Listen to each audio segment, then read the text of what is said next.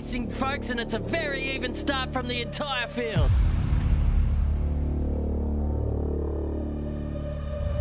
There's a freight train forming behind him right now. He will be as nervous as a cat in a room full of rocking chairs. I can give you the hot tip.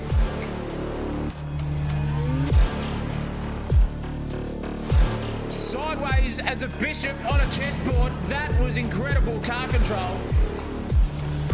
Oh no, and he's sent it! And he's gone down the inside, and that's a brilliant move.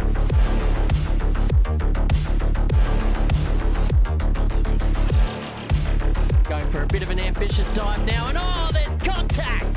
Here they come now, around the final turn on the final lap. They're side by side. Oh, there's contact now. Someone is going to be hitting the showers early tonight, I'll tell you what. Crosses the line for P1. Brilliant racing, absolutely sensational stuff. This is heart pounding. This is nerves rising. This is sensational TV.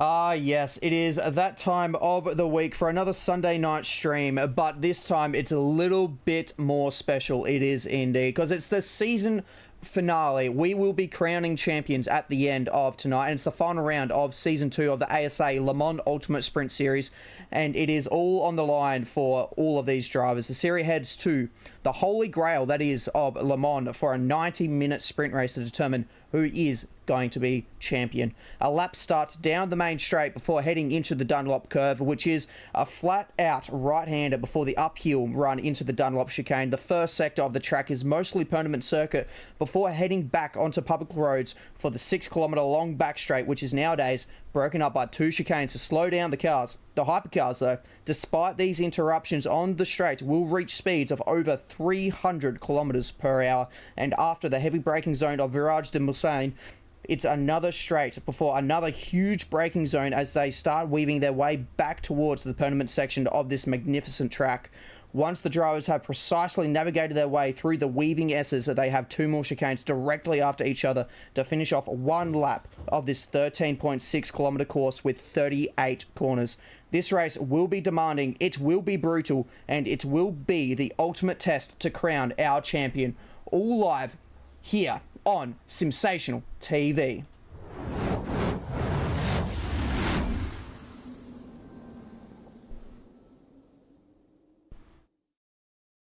And for this extra special season finale, I do have some company here in the combox with myself. It's myself, Peter Clark, and I have got Dean Hanley in the box with me. How is it going, Dean? Oh, fantastic, Pete. Thank you very much for bringing me in tonight. I love these endurance races. I really like the class battles. I'm looking forward to this one. Thank you very much for bringing me into the booth with you. It is an absolute pleasure. For these 90 minutes, I felt like it was definitely warranted to have a little bit of assistance with this one here tonight. And we are on for a very good treat. And here we go. We've only got a few minutes left of the practice session. We'll be clicking over to qualifying very shortly. We will.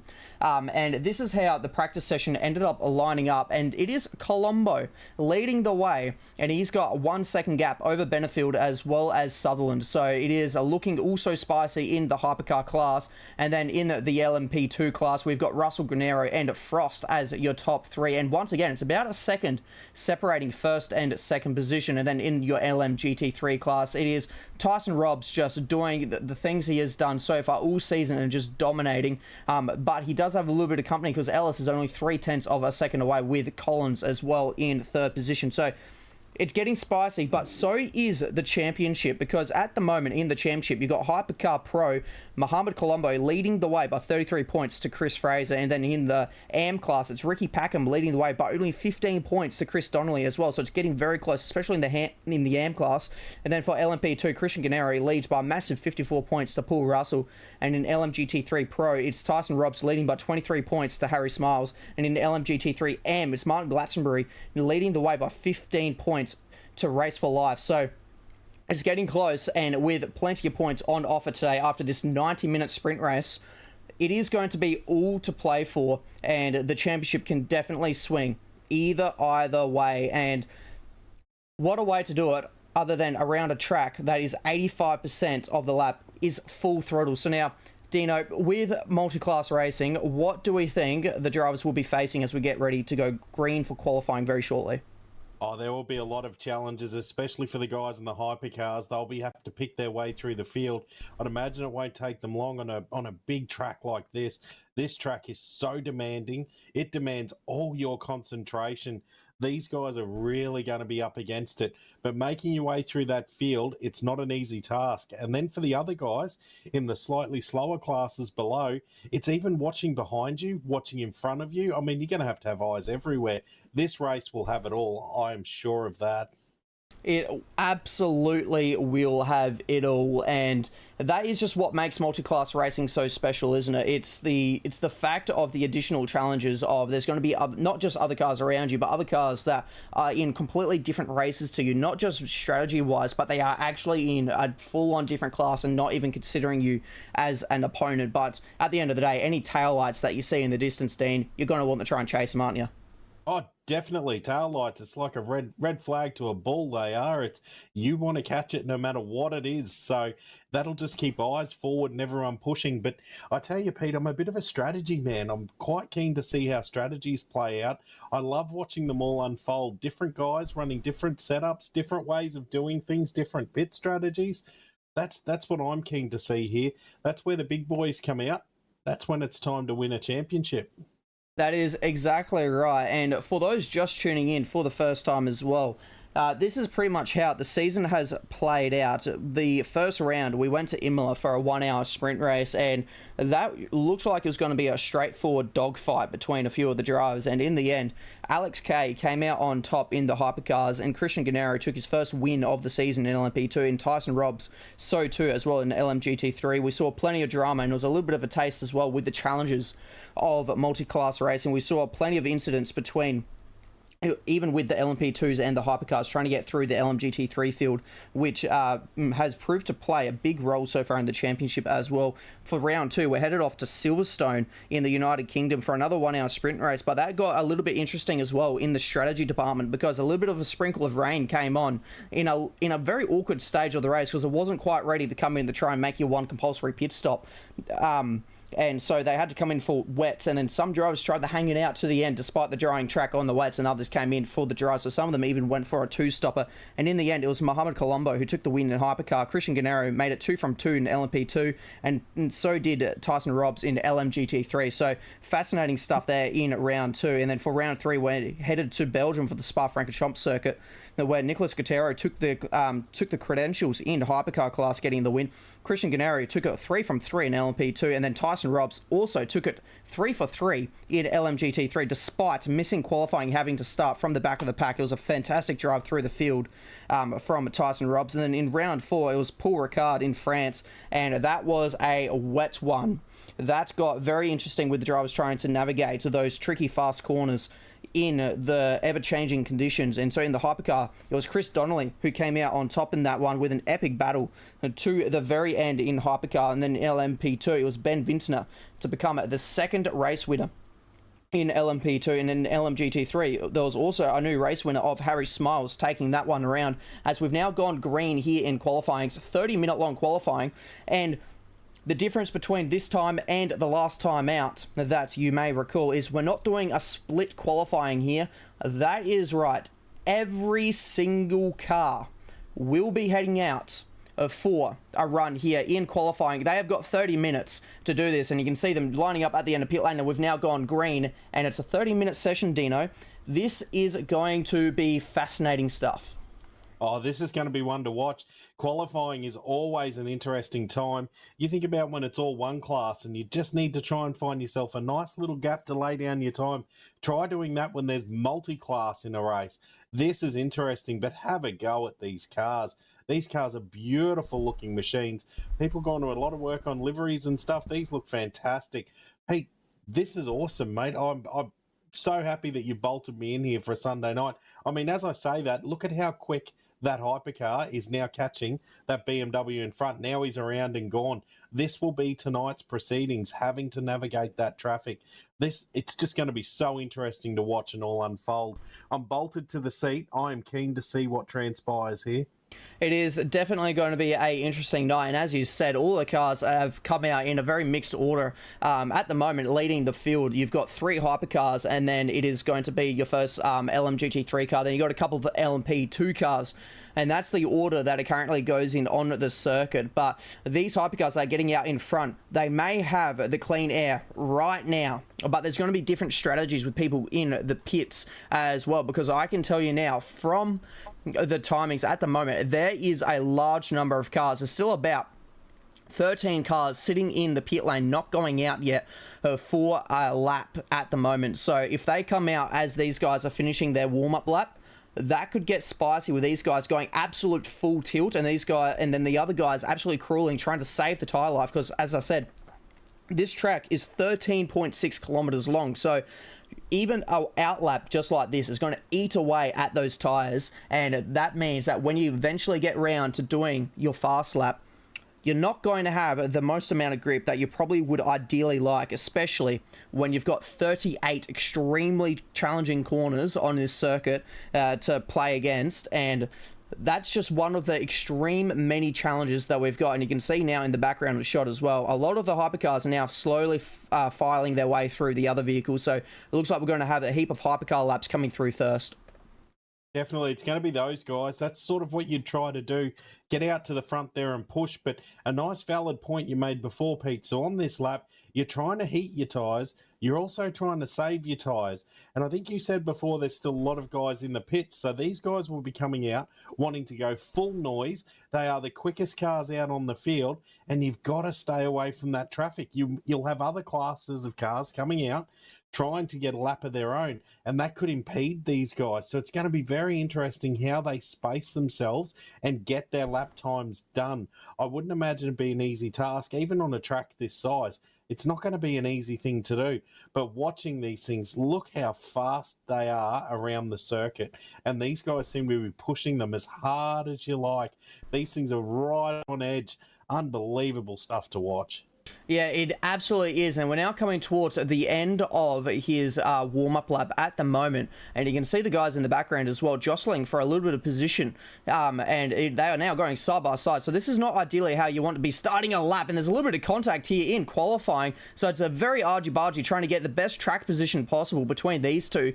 And so the gloves are already off, and they haven't even started their first fast lap. But speaking of fast laps, how about we jump on board with Chris Fraser here, because he is a very fast pilot in these hypercars, and we're going to have a look here at what a lap of Le Mans really looks like, because this could be extremely fascinating. But he's immediately gone off and he's ruined the lap, so that was probably not the best lap to watch on board with. And so let's go to Hugo Sutherland, because we saw him in the Aston Martin get the elbows out and try and go for a lap. So let's do this, Dino. What does a lap around Le Mans look like? Oh, a lap around here is exhilarating. Look at these guys. Look at the speed.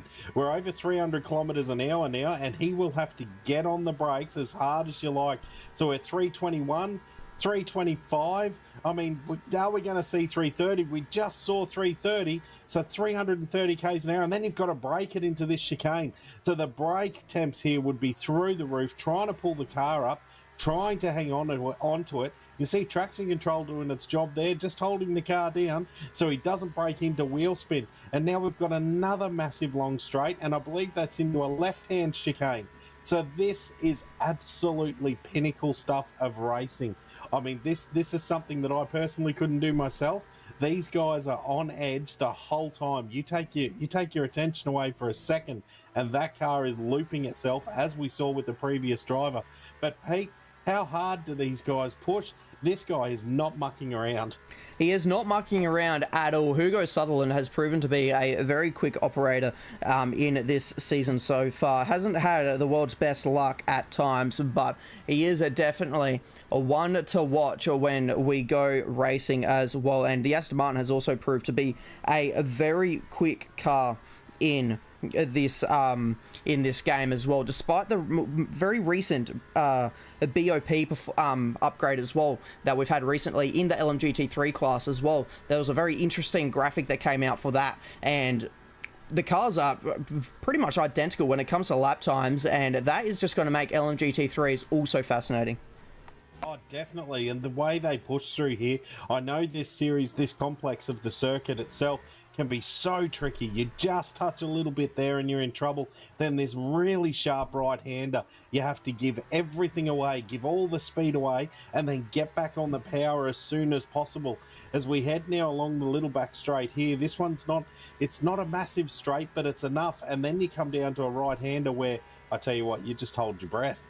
That's what I've done when I've been on this circuit. I get to this point and I am holding my breath thinking, please hang on. These cars, obviously, with a mountain of downforce. Look at that, full noise, right up against the wall. Comes back in, cuts it, then he's around to the right-hander now. So doing a great job of this lap. This could be a time, Pete. I think we're in for a time here. He is going to be on for a very decent lap time. Absolutely, because he's nailed the S section. He's using a bit of the pit lane as well to try and get it turned in for the Virage Forward chicane, and now he has to go into the next chicane as well. So it's two, as I said, back-to-back chicanes to round out a lap. And where does this put him? It's going to put him to the top because he's going to be the first to lay down a quick lap time. And we've had a request in chat to have a look at what Nick Hill is up to, and here we go. He's in the slipstream of the McLaren in front. He's gone purple in the first sector for the LMGT3 class, and he's absolutely full throttle, and he's about to now head into the very tricky braking zone of Virage de Mulsanne, and that is going to be a little bit of annoyance as well, a little bit of gravel on the exit for good measure as well, but he's tucked up nice and close behind that McLaren. Yeah, he's right up behind that McLaren. He's now just backed it off a bit. I reckon he will just start to get those tyres settled. He's just got to move out of the way for the hypercars. This is what I was talking about earlier. You got to have eyes forward and eyes in the back of your head. So he just got off it there. Maybe touched the sand. Just slowed him down just a little bit there. And I tell you what, that Porsche's got a fair bit in it. And I'm sure Nick will get the thing up there. He just needs to relax now. He's about to come down to start his lap again. So he'll just be relaxing right now, just getting his head together, getting it all together. And then he will go out and punch that lap out. This will be on. Yeah, absolutely. And this is also a really cool POV as well, just to show you the difference of the speed and visualize the speed difference between the hypercars and then the LMGT3, because that's going to be the biggest pace disparity between the lot of them with these cars. You saw him going down the back straight, wasn't quite able to get to that 300km/h mark. The hypercars were braking over the 330 mark, so that just shows you, especially in the straight line, how much it is. And the hypercars also have a hell of a lot of more aero, so they're able to really fang it through these corners here, whereas you can see Nicky having to do plenty of lifting and coasting going through the corners to make sure that his heavier and less aero dependent car can make it through the corners. Definitely. Nick doing a great job here. This is real impressive to see someone lining up to come through and lay down the lap. The way he's gone about this is beautiful. So now he's just clearing a hypercar coming through. Nick, obviously a smart racer. He's got his head together on this one. So now he's just going to line it up. He's got one more little chicane to go through here, and he's across the start-finish line. So now he will be lining up to put down the lap. But as you saw, precursor to this coming into it, he was weaving, he was just getting his head together. Great prep that was. This should be an impressive lap. And what an impressive looking car. You've got to love those Porsches. Yeah, they are fantastic, these Porsches as well. They're, plenty quick enough too. So these cars will be on, and as I said, they've just had a BOP update as well. So these cars are as close as they ever have been so far this season. And a little bit about this Porsche as well. Dino, it's got a 4.2 litre naturally aspirated straight six engine in it. Produces 565 horsepower. That is insane. That is crazy. And the whole lot's bolted to your backside. Mate, imagine that. This will be a beautiful handling vehicle, and just quietly, one of my dream cars, Pete. Wouldn't mind having one of them in the garage. Oh, yeah? Yeah, they do look very nice indeed. I love the sound, especially when it comes to the Carrera Cups lining up on the grid. Absolutely mental noise that is. And even just behind him, look at the closing speed between the LMP2 car and himself. It's not going to quite catch him as he heads into this first chicane here, going down the 6 kilometre long back straight.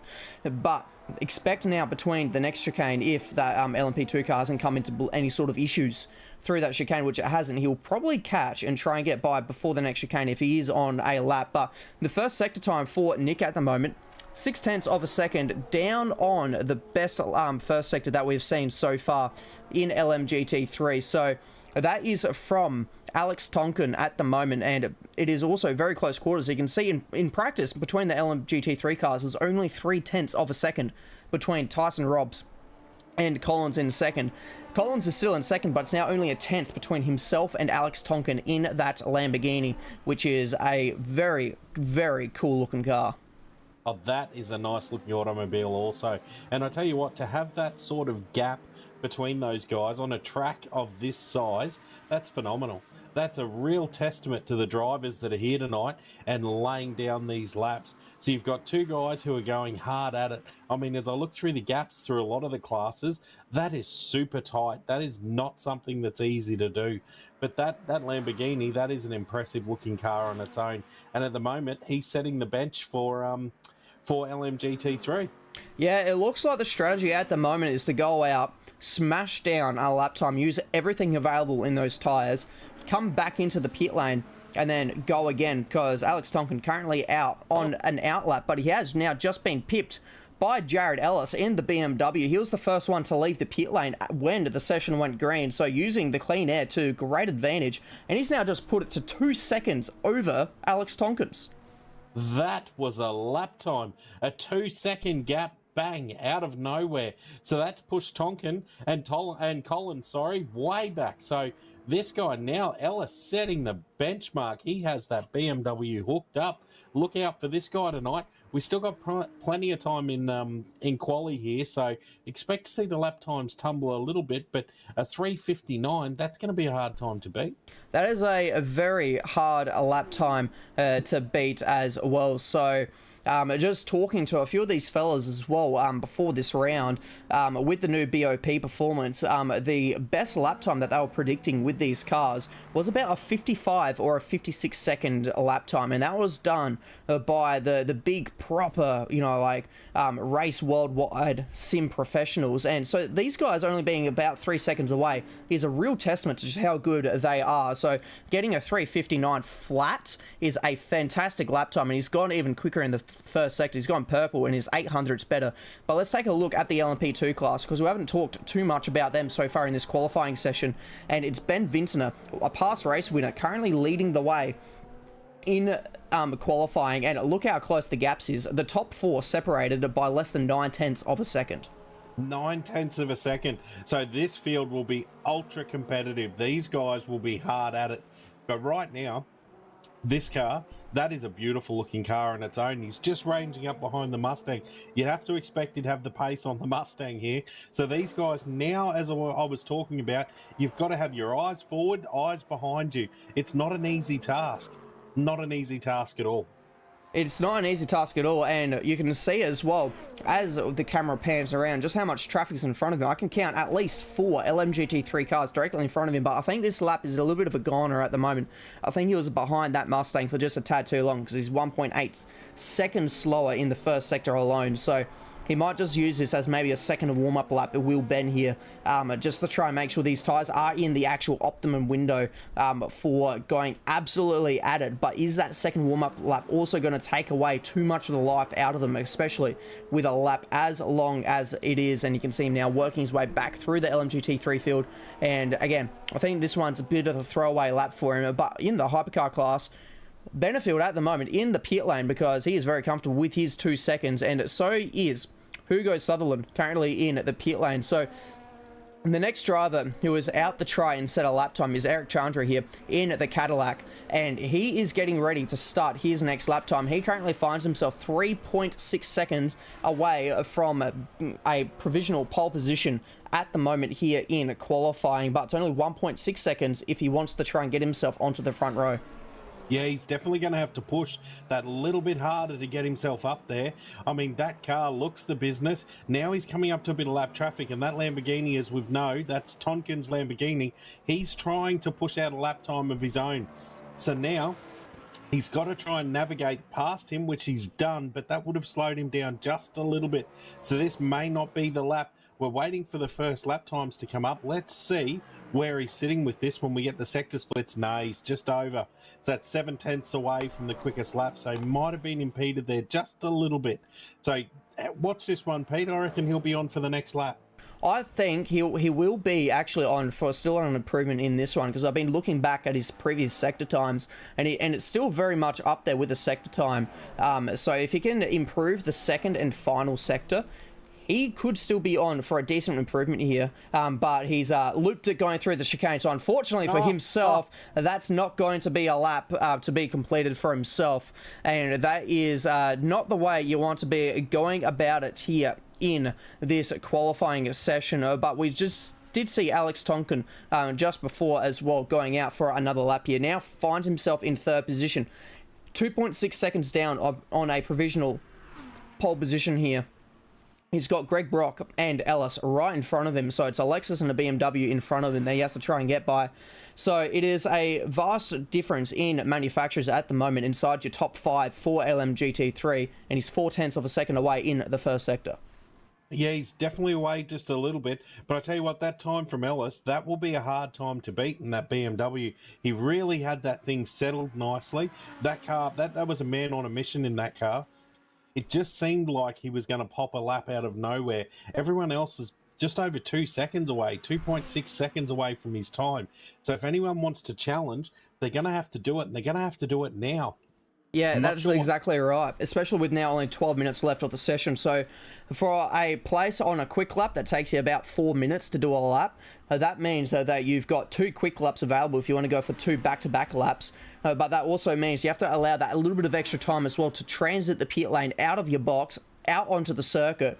So when you put it into that, there's only about 3 full laps left of this session. So if you want to go out and try and get in 1, maybe 2 laps in, you're going to have to start leaving the lane pretty much now if you want to get it done. And you can see how on edge the car is as he's going through the corners, absolutely throwing it around. So he's going to definitely still try and get an improvement here. He's probably looking at the delta. So he's a second away now in the middle sector. But as you said, Dean, that lap from Ellis is absolutely mental. He's dropped it down to a 58.4. So he's bettered it by nearly 0.6 of a second the last time we checked. Definitely, he's bettered it. But I tell you what, so was Collins. Collins now just over 2 seconds away. Wasn't that further than that before, Pete? Correct me if I'm wrong. It was a little bit further away, so he has put in a improvement, but it wasn't by a huge margin. He still has to find 2 seconds if he wants to challenge for a pole position here. But one driver who I have not yet seen put in a lap time, but is currently out on the circuit, is Tyson Robbs. He so far has claimed all pole positions but 2, I think, off the top of my head. So he is going to be one that we should definitely keep an eye on. He's currently in the first sector, but we'll keep an eye out, though, for how the rest of this lap goes, because he's only got a few corners left. It does Alex in his Lamborghini. He's just got these now 2 chicanes to handle. He handles the first one looking pretty good, gets it pulled over to the right-hand side to open up this next chicane, and there's a big slide on the exit. So that's not the fast way to get out of the corner. And was there a improvement? There was a very slight improvement, but he's still 2.6 seconds away. And you can see that immediately back to the pit lane to go in for some brand new rubber on that machine. So now, where is Tyson Robbs here? Because Tyson Robbs, I said, he is a very quick operator, Dean. He has popped it into a 57.4. He has beaten Ellis by now a full second. Holy dooly, mate, you promised. And I tell you what, Rob's delivered. Tyson there with a lap time. I thought Ellis's time was quick, but to be dusted by a second, Tyson is a man on a mission. This car, a very quick car, obviously an extremely capable driver behind the wheel. Yep. This guy will be one to watch. Yep, and he's gone even quicker again in the first sector. I was just about to mention this. That was his first flying lap as well. He hadn't set a lap time to that point, so his first lap time of 3:57.4 absolutely annihilates the rest of the LMGT3 field by a full second, and he's gone even quicker in the first sector just to rub a little bit of extra salt into the wounds of the other drivers. But this could get a little bit hairy, because coming up to the braking zone now, he's got the hypercar going through, but it doesn't look like it's hampered him too much heading through the first of the 2 chicanes on the back straight. No, that was a nice clean overtake. That happened just in the nick of time. So Tyson now still on his lap. He shouldn't have lost any time to that, but I can still see cars coming up behind him. So as long as those guys get around him or sit in behind him, he'll still have a chance to better that lap time. But as you said, the first sector, he's gone quicker again. This could be another remarkable lap. How far in front can this guy get? Well, from previous rounds, he has claimed a pole position of over 2 seconds. So he is absolutely the class of the field for LMGT3s, and you can see behind him as well the unfortunately that LMP2 car that was popping up just behind him has had a bit of a mare going through the chicane in the background, losing it and going for a little bit of a spin on the first part of the chicane. So we're coming up to the next sector split, Dean, so we're going to be able to see pretty soon, hopefully, how well that middle sector is. And look at that. Another purple middle sector, and he's up by nearly 0.2 of a second. So he is going to be on for, dare I say, if he has a really good final sector, we might see a 56. This man absolutely on a mission. Judging by those sector splits, he's got a 56 in him. So if he doesn't do it this lap, it could be the next lap. But giving it everything it's got right now, start showing the field how it is done. Waits to the dying minutes of quali, comes out and goes, thank you very much, I'll take that. So everyone else must be looking at those times and starting to push now. Now is the time you're going to want to get onto it. Like you said, with the lap time being as long as it is, and we've got just under 8 minutes to go in quali, if you can't do it now, it's not going to happen.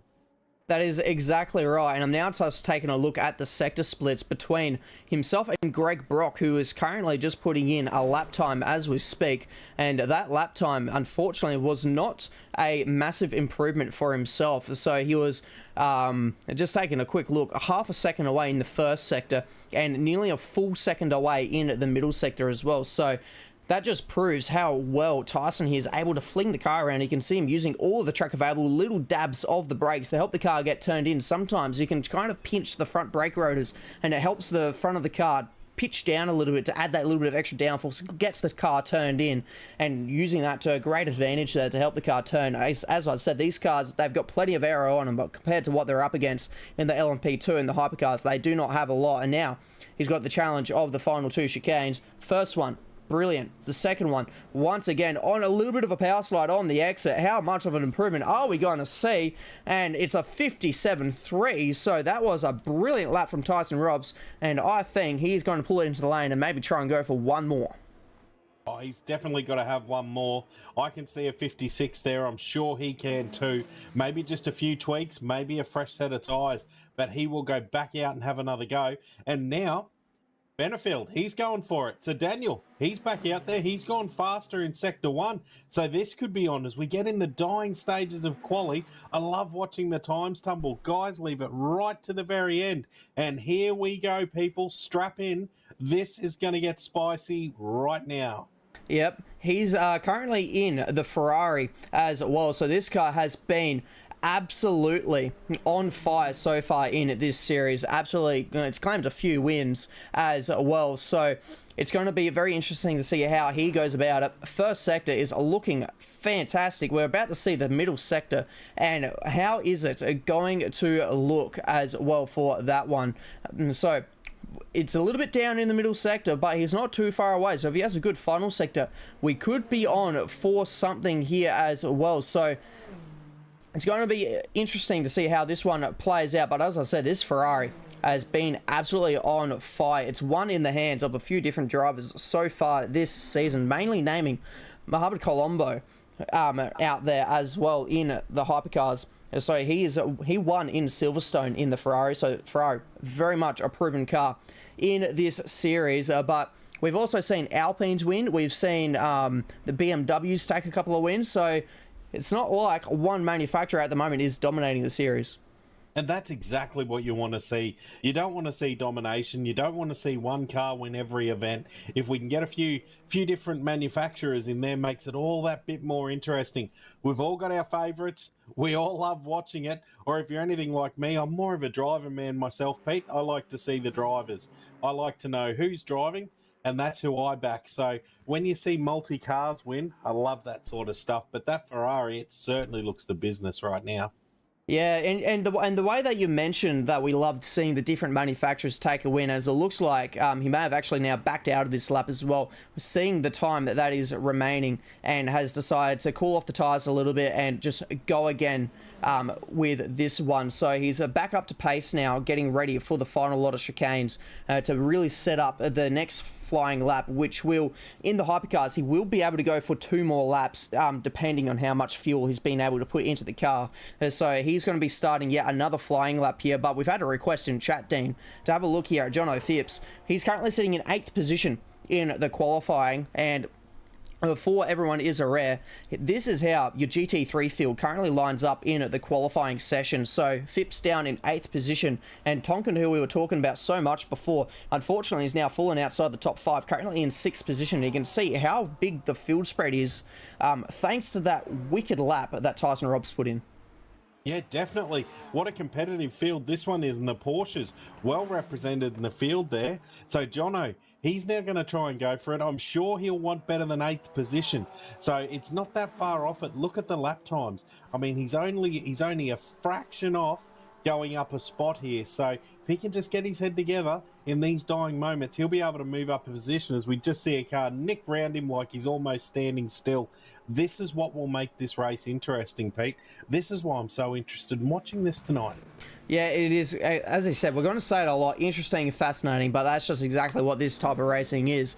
And if he does want to be able to jump up another position, he'll have to find another 0.4 of a second to be able to get Nick Hill, currently sitting in 8th position. So it's the 2 Porsches currently sitting in 8th and 9th. So it's going to be a bit of a battle of manufacturers in LMGT3. And speaking of manufacturers in LMGT3, so far we've had Tyson Robbs claimed all of the victories bar one in his Mercedes AMG, and the one time he didn't win, it went the way of Harry Smiles in his BMW. So it's very much a battle of the Germans at the moment for the manufacturer's title in LMGT3. But for this lap for Jono Phipps, he's currently on an out lap at the moment, so he's not really putting in a massive amount of lap time. So let's take a look into the LMGT3 field, what is currently happening with the rest of the drivers, because Tyson Robbs is currently on his out lap for starting one more quick one, and you can see that he's heading towards the end of the lap as well, so it won't be too long until he starts his final flying lap, and he's actually now coming up to the final lot of chicanes as well to start that one. So he is going to be absolutely on it to try and get himself even further ahead of the field. He's already got 1.1 seconds. How far can he take it? He's going to need a good run down the main straight using all of the track available, and that looks like to be a pretty good run for himself. But we've seen Jared Ellis here. He is also a very quick operator, and he too is about to start himself another fly. Oh, sorry, he's actually already on another flying lap here. He's just gone through underneath the Dunlop Bridge, and now he's into the first sector. So we're actually not going to be too far away from finding out what his first sector split is, because it's roughly about a 36-37 second first sector split. So we're getting right up to that moment now, and there we go. It's a 37.2, and he's only 900ths away from what Tyson Robbs was able to set in the first sector. Yeah, this is going to be tight now. When we get to the pointy end here, this is when everything, gloves are off. It's now or never. So the boys really starting to go for it now. These guys perfectly timed in the quali. You know, the timing tower going down here, they've perfectly timed their last runs. So they are going to absolutely, it's now or never. This is when you lay it all on the line, throw caution to the wind, and have a crack. And I tell you what, that's what these guys are doing right now. That BMW is all over the shop at the moment. He is using every single bit of road that he possibly can. I'm sure he had 2 wheels in the car park just then, Pete.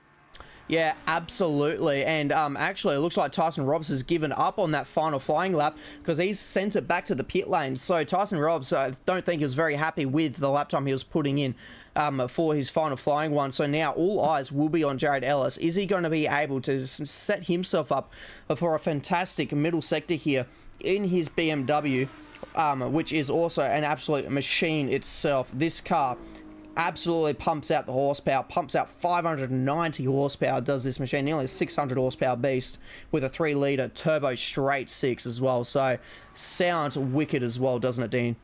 Oh, definitely. That is a beautiful combination in a car. That 3-litre turbo, I can tell you they really perform. And when you start tuning them and putting them in these cars, add a little bit of aero, there's not a lot that'll stop him. He's gone faster in that sector. Oh. He's up. This is on, Pete. This is going to get real spicy real quick.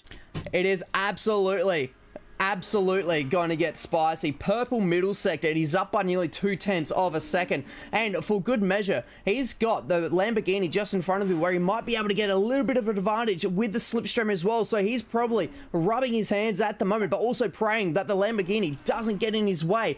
The gap at the top in hypercars has also come down because Benefield, he's currently on the provisional pole position. Just taking a look, it looks like he's going to keep the pole position because the only other driver on track at the moment is Chris Donnelly in the 6th position, and he needs to find 3.9 seconds on his next lap if he wants to do it. Sliding around is Ellis now.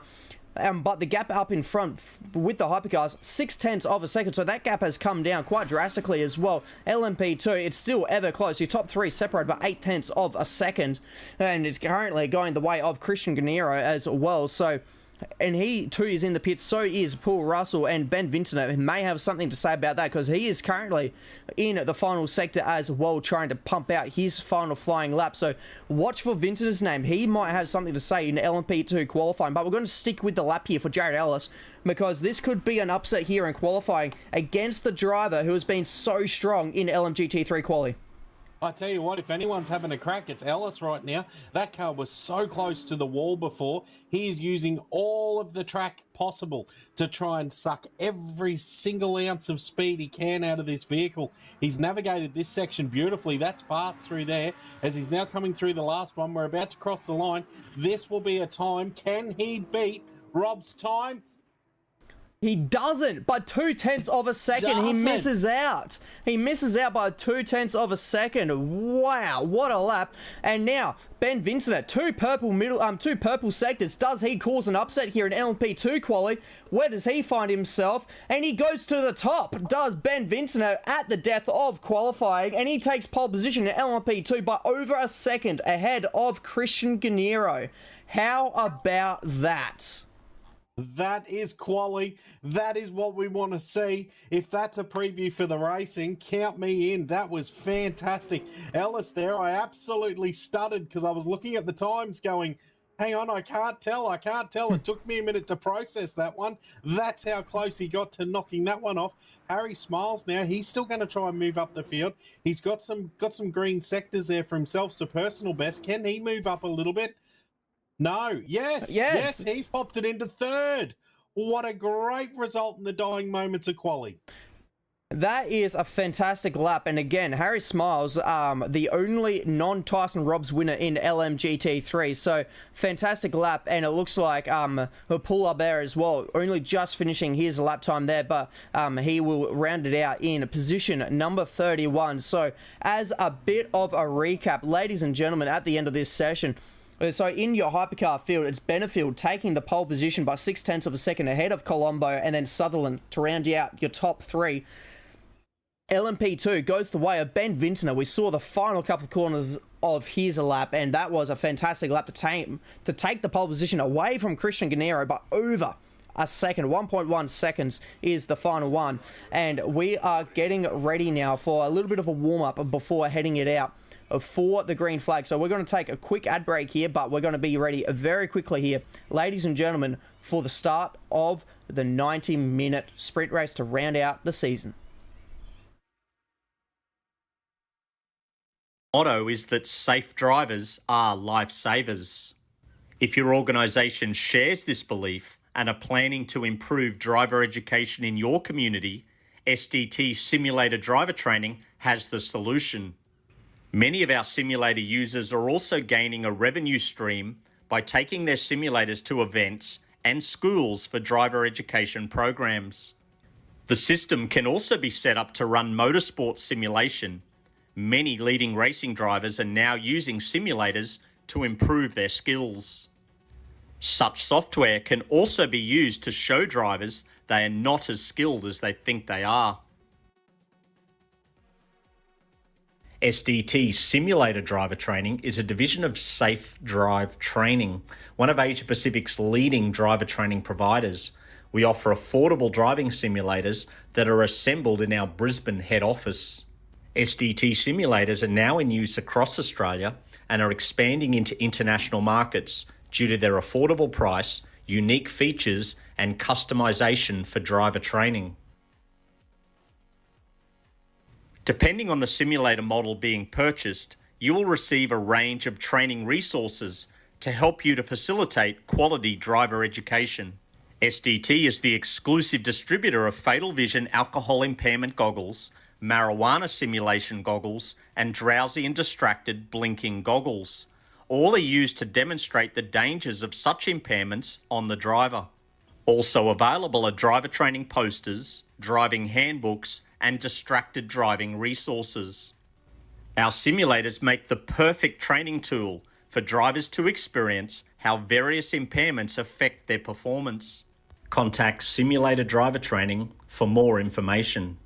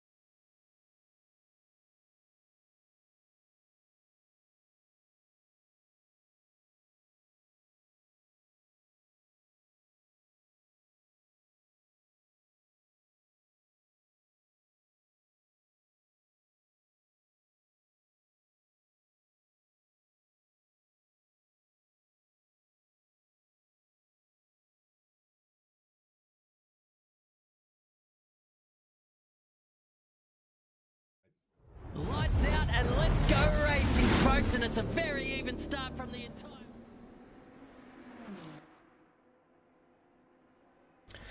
Yes, welcome back. Unfortunately, server issues, and for whatever reason, I could not see the start of the race, but we are back anyways for what is currently the start of the race. And so let's get some timings up for you. And we've just had a bit of a car go off in the background. From what I could see, I saw a big cloud of dust off in the background, and so it looks like a car has been has gone off, and it possibly could have been this guy right here, Siramana, because he is falling down the field and trying to get the car turned around. So not an ideal start here, Dino.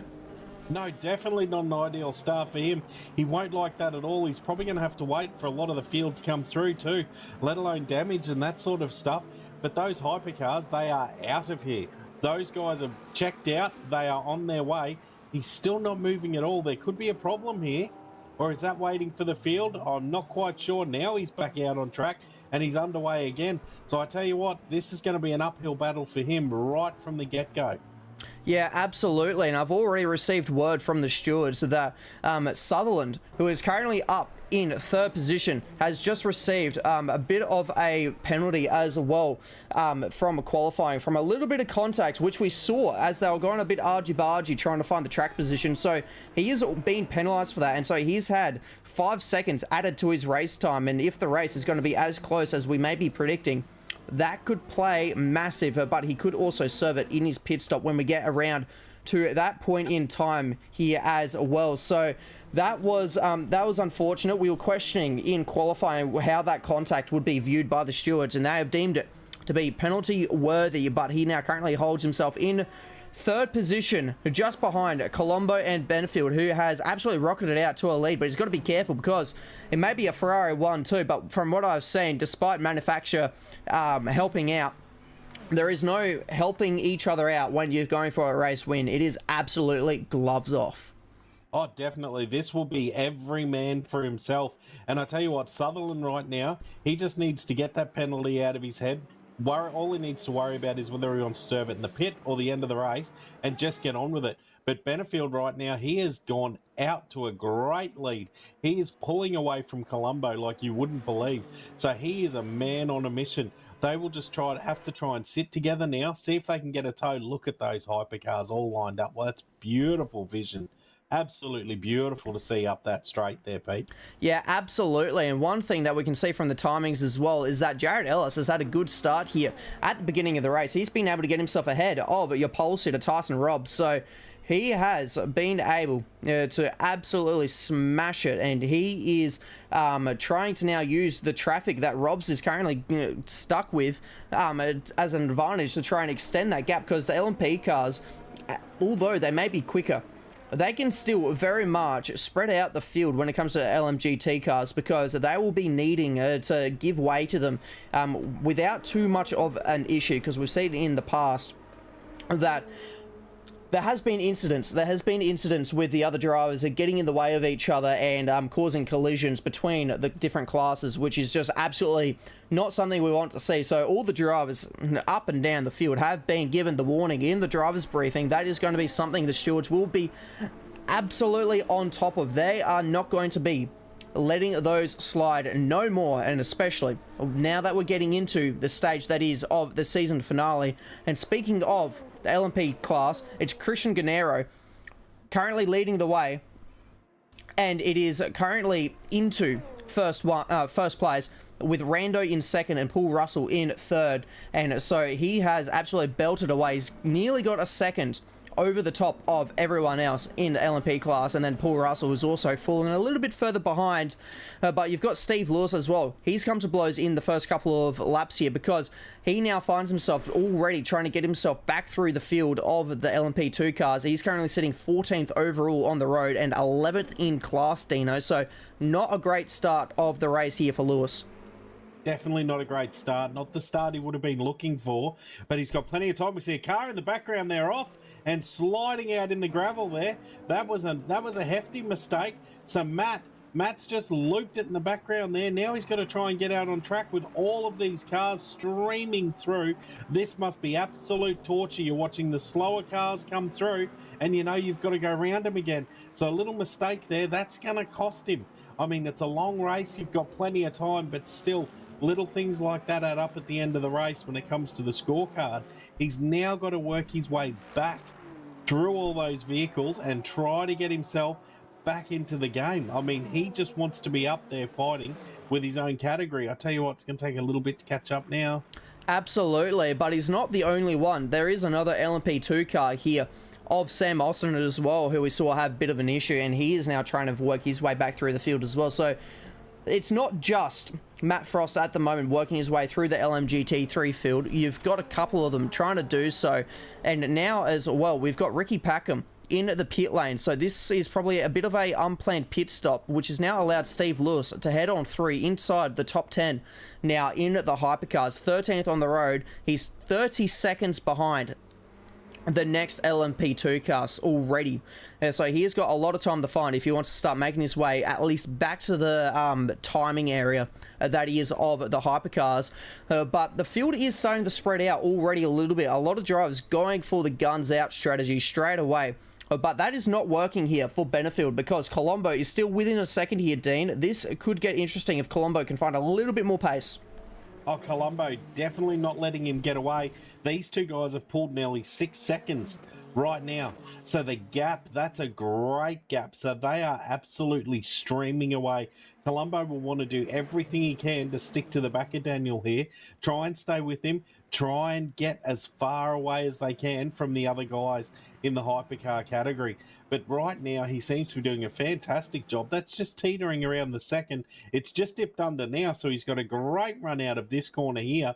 The slipstream should come into play. Not too far, so all he's got to do is get that car up a little bit more and he can be dragged all the way along there and those guys can just gap the field.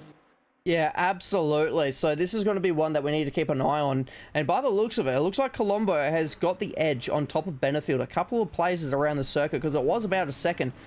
And through a couple of these corners, you can see the gap falls to about 0.8. So there is definitely a few areas of this track where Mohamed Colombo has got the pace over the top of your race leader at the moment of Daniel Benefield. And if any of these two drivers come into a mistake, you can see how close the other drivers are as well, because Hugo Sutherland currently has Donnelly right on his tail as well. That's 1.3 seconds separating Sutherland and Donnelly at the moment. So in the hypercar, your top 5 is Ferrari, Aston Martin, BMW, Cadillac. That is a top 5. That's definitely a top 5.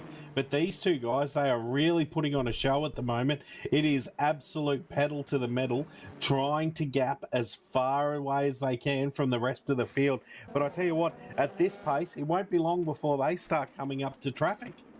Absolutely not. They're going to be catching that at an absolute rate of knots. But what looks like to be a pretty healthy lead for Christian Gennaro is no more. That gap is now less than half a second. So Phil Rando has absolutely turned up the wick at the moment and has been able to get himself further up to the back of Christian Gennaro. So what did their last lap time look like between these two? You can see here on your screen, Christian Gennaro was slower by 0.2 of a second.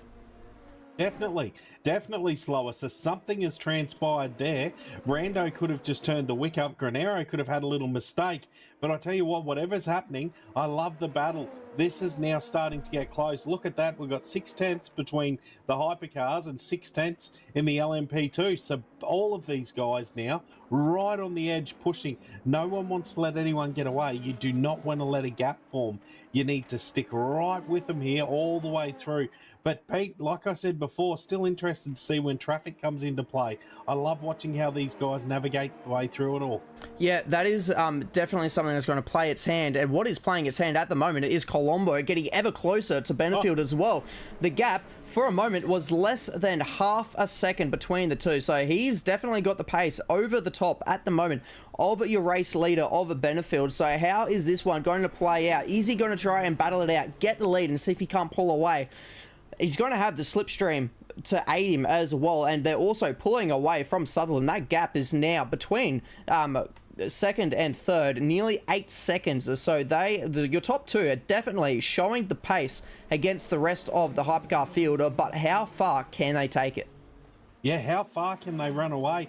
Colombo now, it needs to be a decision of whether or not you just sit in behind and just stay there and get dragged up the field, or whether or not you go for the move. This will be interesting to watch this one play out. But at the moment, Colombo's showing some speed. That gap sort of teethers out and then it comes closer again. So Colombo's showing some great speed. I also see he's got a supporter in the chat there. So get your predictions in, guys. What do you think is going to transpire here? Well, what I think is going to transpire is if we take a quick look to the LMGT3, because Tyson Robbs has also got himself up to the back. We saw the gap between your leaders in LMGT3 go to over 1.5 seconds, and now that gap is only 0.5 seconds. At the moment, your leaders are separated by about 0.5 seconds in all three classes. What is happening around here? You know the championship is on the line when you've got racing like this. The guns are out. Definitely the guns are out. This is how a final race should be. So this is absolutely on. We're getting a little bit of lap traffic here. They're getting involved in this one. So is this going to muck Ellis up and Robbs? I'm not sure that it will, but I tell you what, it's brought Robbs right up on the back of Ellis now. Robbs starting to show that pace that he promised in quali. Ellis, does he have an answer for Robbs? Robbs is right there. This could be the move. Is he going to try and throw it down the inside here? He will definitely have the slipstream. Is it going to be enough to propel him in front here, and then he can do a runner on Ellis? Because that gap closed so quick, it wasn't funny, that gap. It was so close between the two, and now they run side by side into the next braking zone. How is this one going to play out? It's another one of the little chicanes, and they're giving each other the squeeze, forcing Ellis up onto the curb. Tyson Robbs takes the lead, and is he going to be able to pull away? Because he had the pace in qualifying, as Dean said, but how is the race pace? And now that the car is super heavy, full of fuel, and he's got the move done. But now Ellis is going to have a little bit of a taste of the slipstream that he just had. Yeah, Ellis now, it's going to be a bit of return. So if he's going, oh, geez, that could have ended in tragedy. He thought better of it and pulled out of it, but that's going to give him a nice exit out of this corner. So these two guys, this is no holds barred. As you said, full tank of fuel. So this is not an easy car to stop. Not an easy car to turn when they're like this. It won't be comfortable at all. It won't be as comfortable as quali setup, I can tell you that for sure. So now you just want to tuck up. Both these guys need to work together and just run away with it. But the question is, who's going to be at the lead while you try to run away with it? Because I'm sure Ellis would like to be in front of Robbs. Yeah, that is exactly right. Ellis would love to have the clean air, not let those tyres get too dirty, but look at this for a battle further down the field. This is for third, fourth, and fifth at the moment in the LMGT3 class, and they are absolutely going at it. It is currently Lexus versus BMW versus Porsche, a very different three manufacturers currently going at it, and three all running of very different ways to get the power down to the floor. Yeah, definitely. With all the dynamics of those cars, they're all, I mean, they might have a nice BOP, as you said before, and they might have brought them together, but the cars will still handle different due to the layout. Like when you've got a front engine rear wheel drive and you've got a rear wheel drive rear engine, the cars behave differently. So they're going to have strengths and weaknesses. So you want to sit in behind who you're racing, find out where your strength is versus their strength, and then try and make the move. But at the moment, being so early on in the race, it might also be advantageous to just sit there and just have a little ride. Just follow them through.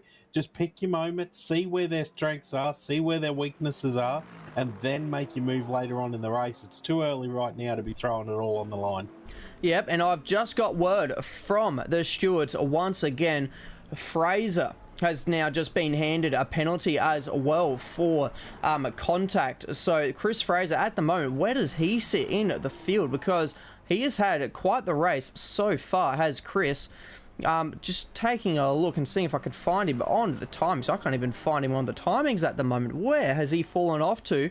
But unfortunately for himself there, he has now got a penalty too. So that's 2 penalties so far in this race. 1 from quali and now 1 from the race. So very unfortunate to see them already coming in. But when you play hard, sometimes something has got to budge. definitely. But it's good to see the stewards all over this one, though. At least you know they're keeping a nice keen eye on it, which means the racing will be fair and adjudicated, which is exactly what you want to see in an event like this.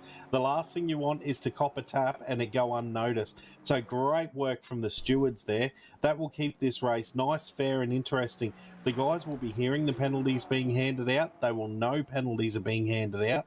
So that sort of takes away a bit of the argy-bargy, a bit of the love tap and run.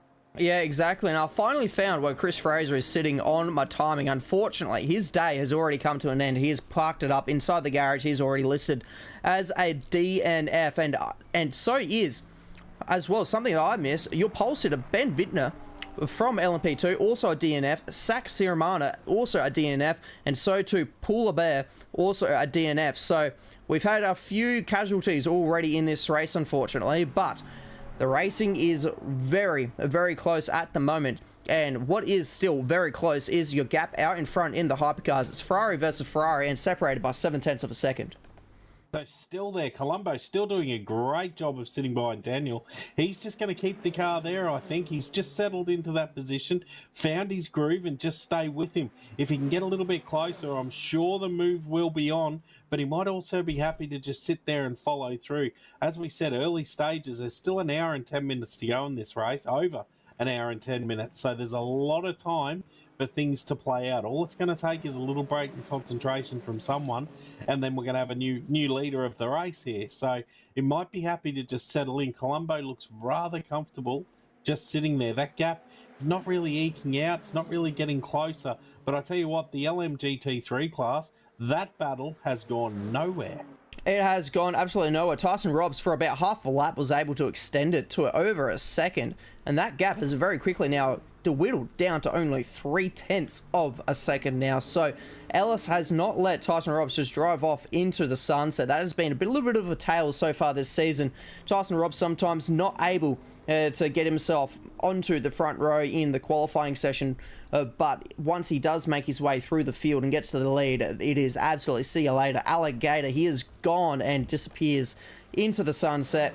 This time though, Ellis is not letting him do that. The BMW with those menacing headlights all in his rearview mirror, and I'm sure with them on as well, a little bit of a distraction for Tyson every time he goes to check the mirror and he sees that he still has not been able to shake off Jared Ellis from his rear end, and I'm sure he is definitely going to be wanting to try and work out where he's going to be able to put the foot to the floor and really pull that gap out.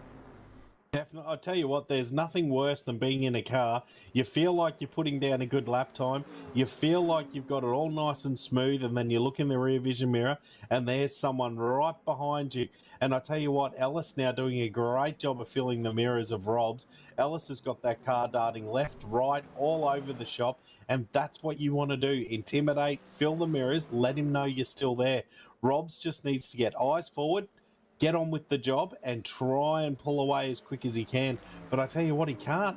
It just stretches out now. It's stretching out a little bit, so he stretches the time out, but then other sectors through the circuit, Ellis is managing to catch right back up again and close that gap. So it's a real seesaw battle at the moment. Ellis just needs to keep in touch, though. That's all he needs to do at this point. Exactly right. And one thing that has just come to my attention is there's been an update with the penalty that I spoke about before with Hugo Sutherland. Unfortunately for himself, that penalty has actually become a 15-second penalty for that one. So I misread it as the 5, and so too did I misread the penalty for Chris Fraser. That penalty for Chris Fraser, 25 seconds for the contact that he made with Siramana, where we saw Siramana go for a little bit of a off into the gravel. So unfortunately for those two drivers, the penalties are a bit bigger than we first anticipated, and that can cause a little bit of issues when we get further along into the race. And so for Hugo here, that 15 seconds will pop him just outside of your top 5. He'll fall in between Eric Chandra and Peter Wool, currently in the hypercar class, so he'll be in P5, that is, if the penalty was to be dropped right now. But he still sits nicely, only 0.4 of a second, right behind Chris Donnelly, who's now being held up by an LMGT3 car, and a little bit of contact as well, because Donnelly had to get it all touched up and stopped there to make sure that he didn't rear end the Mustang, and that has allowed Sutherland right up on his rear end. Speaking right up on your rear end, is Colombo now, because look how close the gap is between your leaders. Oh, the leaders now closing right up Colombo. He has closed that gap like anything. That could have been impeded a little bit for Benefield. He could have been just held up just a fraction there.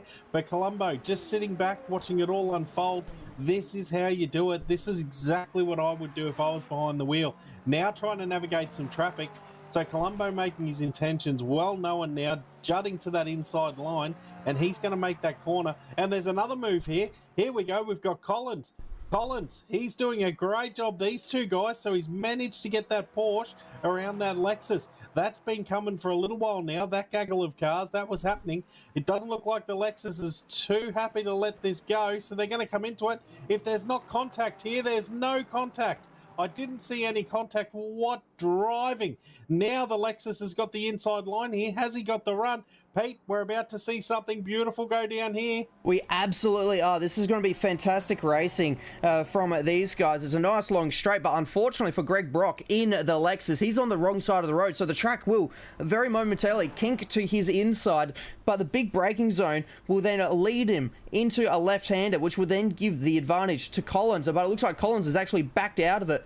It didn't want to go side by side through the kink, and you can see how slidey that Lexus was. He really sent it in deep to try and take that position back.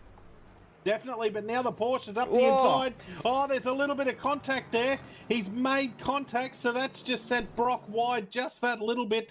Collins has done a bit of an excuse me, I'm coming through. Not sure how that one will be viewed, but in the background, here's your race leaders. Don't worry about this battle. The race leaders have got a race of their own, so they're going to try and pick their way through. Yeah, I was just about to mention that, because in the background of the shot, you can see the two Ferraris coming up with a great rate of knots, and luckily, no dramas are going through there, and for your race leaders, the gap remains at that ever steady 0.7 of a second. How consistent is that gap? That is just insane, the consistency between Benefield and Colombo at the moment out in front. And then the same with Donnelly and Sutherland, but because that gap has been hovering around about the 3 to 2/10 for the entire time, but it looks like it's getting ever closer now because they're stuck behind a car, and that's allowed Sutherland to go right around the outside, and he has absolutely stolen that third position away, and that was a extremely opportunistic move. What a move. He saw that coming from a mile away, saw him just get balked, and bang, Sutherland straight through. Donnelly there didn't have an answer for that one. He got checked up behind a car trying to lap him. So this is where the traffic comes into play, watching these guys navigate this. This is what I love to see, because I tell you what, to watch it all go down, the Porsche has disappeared here. Yeah, well, I just noticed. Yeah, well, actually, I think there's been an issue for Greg here, because he was on the podium last time we saw him about not even half a lap ago. He's now down in 6th position, so he's lost the position to Collins, lost the position to Andrews, and to Glastonbury as well. So he has had an absolute mess somewhere, and unfortunately come unstuck and has fallen outside of the top 5, and now has to try and catch up over 1 second if he wants to get back into that top 5. I was beautifully battling there, so something has definitely transpired.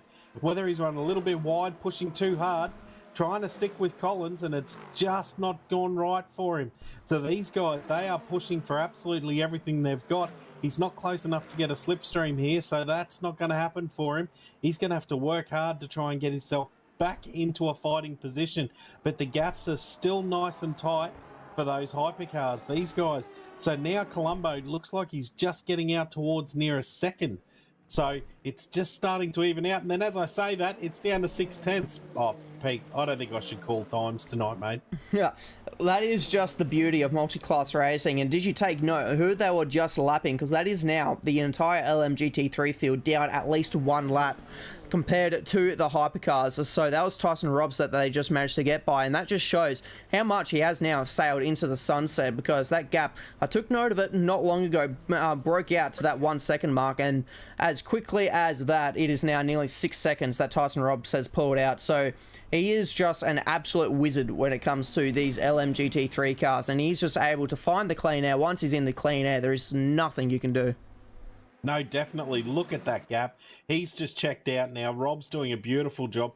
Colombo now getting close. This could be the closest I've seen him in a few laps. So it's really starting to apply the blowtorch now. We're going to have a bit of the Constantina effect. I understand that, but I tell you what, he's now within 0.3 of a second. So Colombo is a man on a mission. Has he had enough of sitting there? Is he going to make the move? He's got a beautiful run out of that corner. He'd be in the slipstream here. He will be getting a little bit of a suck. This could help him. Is he going to go for it? I'd considering how the race has gone so far, if I was Colombo, he seems to have the pace to be able to catch up whenever he wants to. So if that's the case, I'd be putting the move on, get around and bolt. Yeah, that is definitely something that you can consider. But one thing to consider as well, with the extended length of the season finale that we've got here, ladies and gentlemen, it is a longer race, which means a lot more to do with the strategy as well. So he could be very happy as well. Once again, a lap around this place, 85% of the lap is at full throttle, which is an insane stat. So around that 85% time of full throttle, he can ease off the throttle just a little bit, hover off, leave a little bit of leeway with that throttle pedal, saves a bit of fuel, shorter pit stop, and he might be able to get the jump on a Benefield when it comes to that pit stop phase. So there is a lot of games currently being played in amongst the field. So that is just one of the many things to keep an eye on, which can play its hand later on. But look how close he is now. It's only a 1/10 of a second. He's nearly pushing Benefield through the corners. And if he's going to be this close as they get ready to head down the first back straight of this circuit, he's got 6 kilometers of straight about to come up for him. He is ever close. He might be close enough to have a bit of slipstream and a bit of a dive. This could be the move. He's right there now. So we've got 2/10. Look at that time coming down.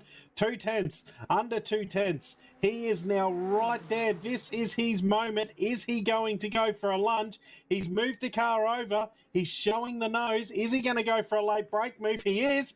He is. I tell you what, we've got Colombo now for the lead of the race. What a move. He got that done. As I said, he was just sitting there watching it all transpire, watching it all unfold. But now we've got the second of the long straights. This is going to give Benefield a chance to maybe have another crack into the corner. This is where it gets a bit difficult here. So he's got the run. He's moved it over to the inside. This could be another switch of position. This has gone haywire right now. These two guys putting on a show. Yeah, they have put on a show. Colombo, though, sweeping across the nose of Benefield and will hold on to the lead. And look at the gap he's been able to pull out now. So this is a little bit too big of a gap for there to possibly be a move into the next big braking zone. So for the time being, Colombo now has the lead of the race ahead of Benefield. And this one has been brewing for the last half an hour. They have been going at it. And that gap never, I don't think, ever went over a second.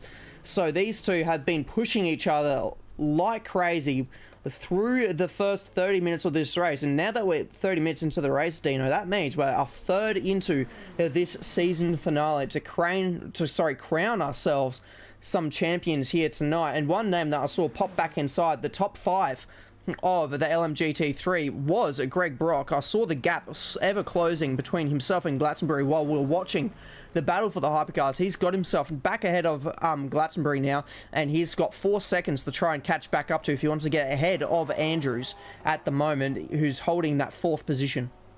I tell you what, that might be all Brock needed. Sometimes a little off or a little mistake or a little something just gives you the motivation to push on. And I tell you what, he's a man on a mission at the moment. He's catching the guys in front of him as quick as you like. So this could have just set him on a course now to try and reel them all back in. But I'm noticing times are just starting to stretch out just a little bit now. So we're now entering the phase of the race where everyone's started to settle in. Everyone's found their pace. Everyone's found their rhythm. Brock, though, he seems to be the man who's bucking the trend at the moment. He's decided to go for it. Yeah, absolutely. And there is Andrews just in front of him. That's the car he's going to be trying to catch up to at the minute. And I said the gap was over 4 seconds. That gap is now 3.6. So he is absolutely flying compared to the rest of the LMGT3 field. And speaking of flying as well, Tyson Robbs, now over 6 seconds is the gap between first and second. So he is also on a mission to just keep going at it. He's won a couple of the 1 hour sprints by over like some 30 seconds he has, so he has definitely got an opportunity here to beat one of his own personal records by how much he can win a race by, which is an absolutely insane thing to think about. But one thing that also has happened is in third position, Hugo Sutherland, once we saw him take that move around the outside of Donnelly, he has pulled away to nearly a 3-second lead, so he has definitely put on the headlights. He is on a charge, and he is now trying to build out as big of a gap as he can, because remember, he has a 15-second penalty hanging over his head after the antics that we saw in qualifying. Yeah, he's going to want to try and put as much time into it as he can right now so he can cop that penalty and play on and try and hold a position. At the moment, he's in a podium situation, but he hasn't got that big a gap over Donnelly. So Donnelly could just try to keep in touch here, and he'll be able to hold that third position by the time that penalty's served. But Sutherland seems to be checking out a bit at the moment as we go back to the lead, and here we go. It's on again. Daniel, he's now throwing it to the inside. We are on again. Colombo and himself, they are not letting go of each other. These two guys, this is a battle for the ages. They are going to throw everything at it. So what's going to happen here? Colombo once again closes, sweeps over, cuts the nose off Daniel. He had nowhere to go there. That was beautiful driving. Colombo just seems to be in a lot more control at the moment. If he can just break that slipstream, I can just see him checking out. Yeah, absolutely. The gap was about 0.6 of a second, and then all of a sudden it was down to about a tenth, and it was just caught. I think the both of us so off guard how much time Colombo had lost to Benefield. So there was a LMGT3 car hanging around in the background. So there's ever possibility that at the first of the two chicanes on the back straight, Colombo just got held up a little bit in that chicane, and then in between the two chicanes down the back straight, we saw them go for it, and that was the battle that we had just watched. But we haven't spoken a huge amount about the LMP2 class, Dino, and that is because Paul Russell at the moment has got an absolute handle on the field.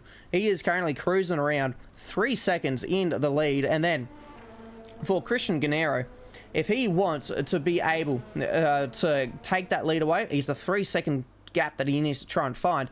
But he has also got a huge 20 seconds to find for Phil Rando if he wants to get himself into second position. So the top two in LMP2 have absolutely bolted away from the rest of the pack. So it is going to be ever interesting to see how this one plays out for them as well, and the gap between Tyson Robbs and Ellis as well is broken out to over 10 seconds. So that has been, oh sorry, it's now 6.4. So I think the timing was just doing a bit of a glitch there on us, and so it's still 6 seconds between the two of them, and I think Ellis is actually starting to close the gap down just a little bit in the first sector and in the second sector on this lap currently.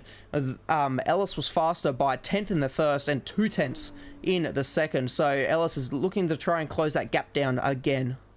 Yeah, definitely. He'll be getting glimpses of that car ahead, and he'll be seeing Robs, and he'll be thinking, hang on, I need to try and hang on to him here.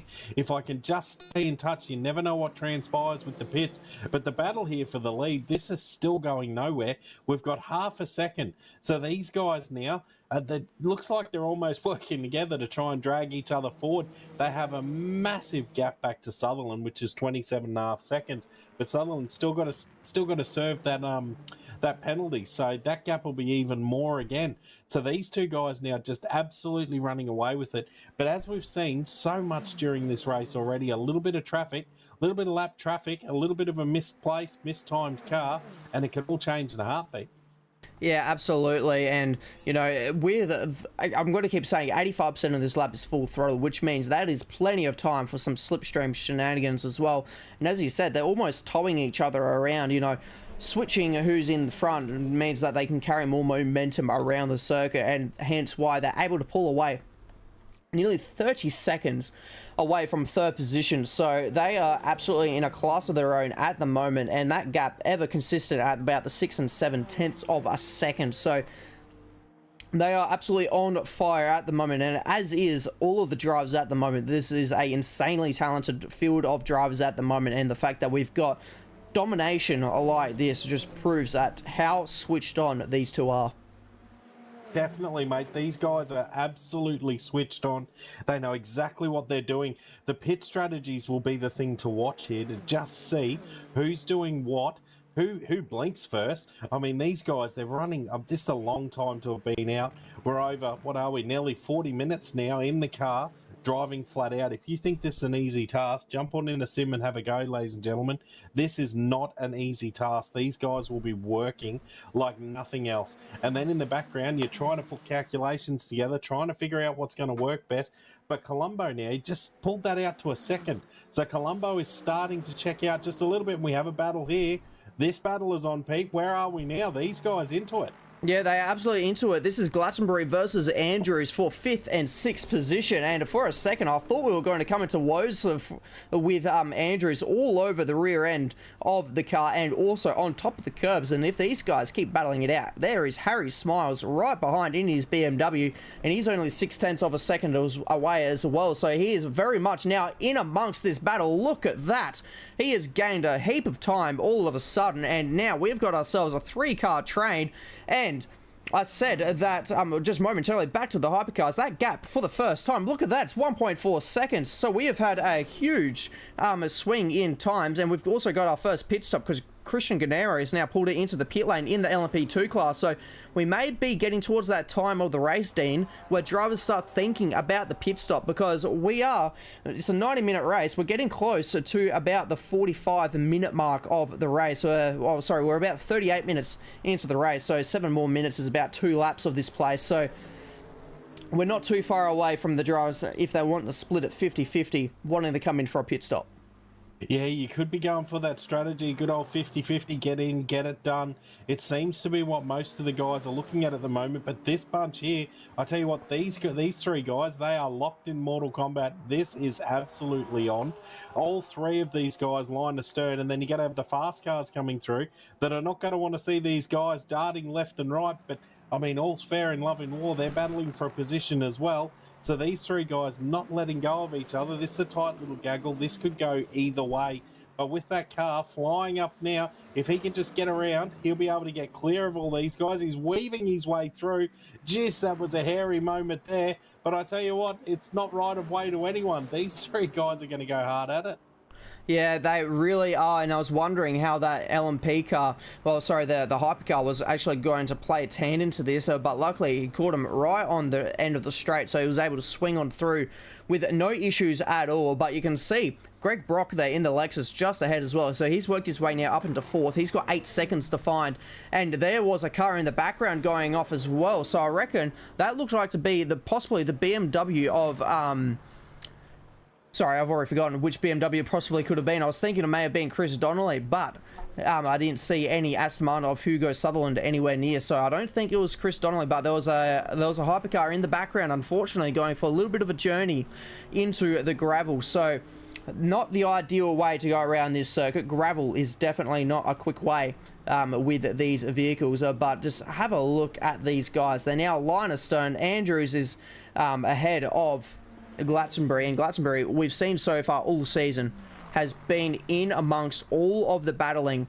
in the LMGT3 class, and he is in a bit of a sandwich at the moment because he's got the AMG in front of him of Andrews and the BMW of Smiles behind him. So he's got himself into that situation no driver ever likes to be in, is do I attack or defend? But with still 49 minutes left of the race, you wouldn't want to be defending too hard at the moment. You want to be still trying to keep your eye in front, and if you get past, you get past. You try and make it up later on into the race. Yeah, definitely. And as you said previously, Pete, the fuel conservation aspect, like if you can sit in behind a car and get a little tow, that's also a great way to go. Just save that tiny little bit of fuel and you can jump so many cars in the pits, it's not funny. So if these guys, now we're just seeing the pits now. These 2 guys are into the pits and the BMW has gone straight through. So we're starting to see the pit strategies work out now. These 2 guys on exactly the same strategy. Here we go. Who's going to come out in front here? Yeah, that is a good question. And also who came in was Greg Brock. So we've got a heap of cars at the moment in the pit lane. So you've currently got Jared Ellis, who was in 2nd position. He's in the lane. Greg Brock's in the lane. Ben Collins is in the lane. Lachlan Andrews is in the lane.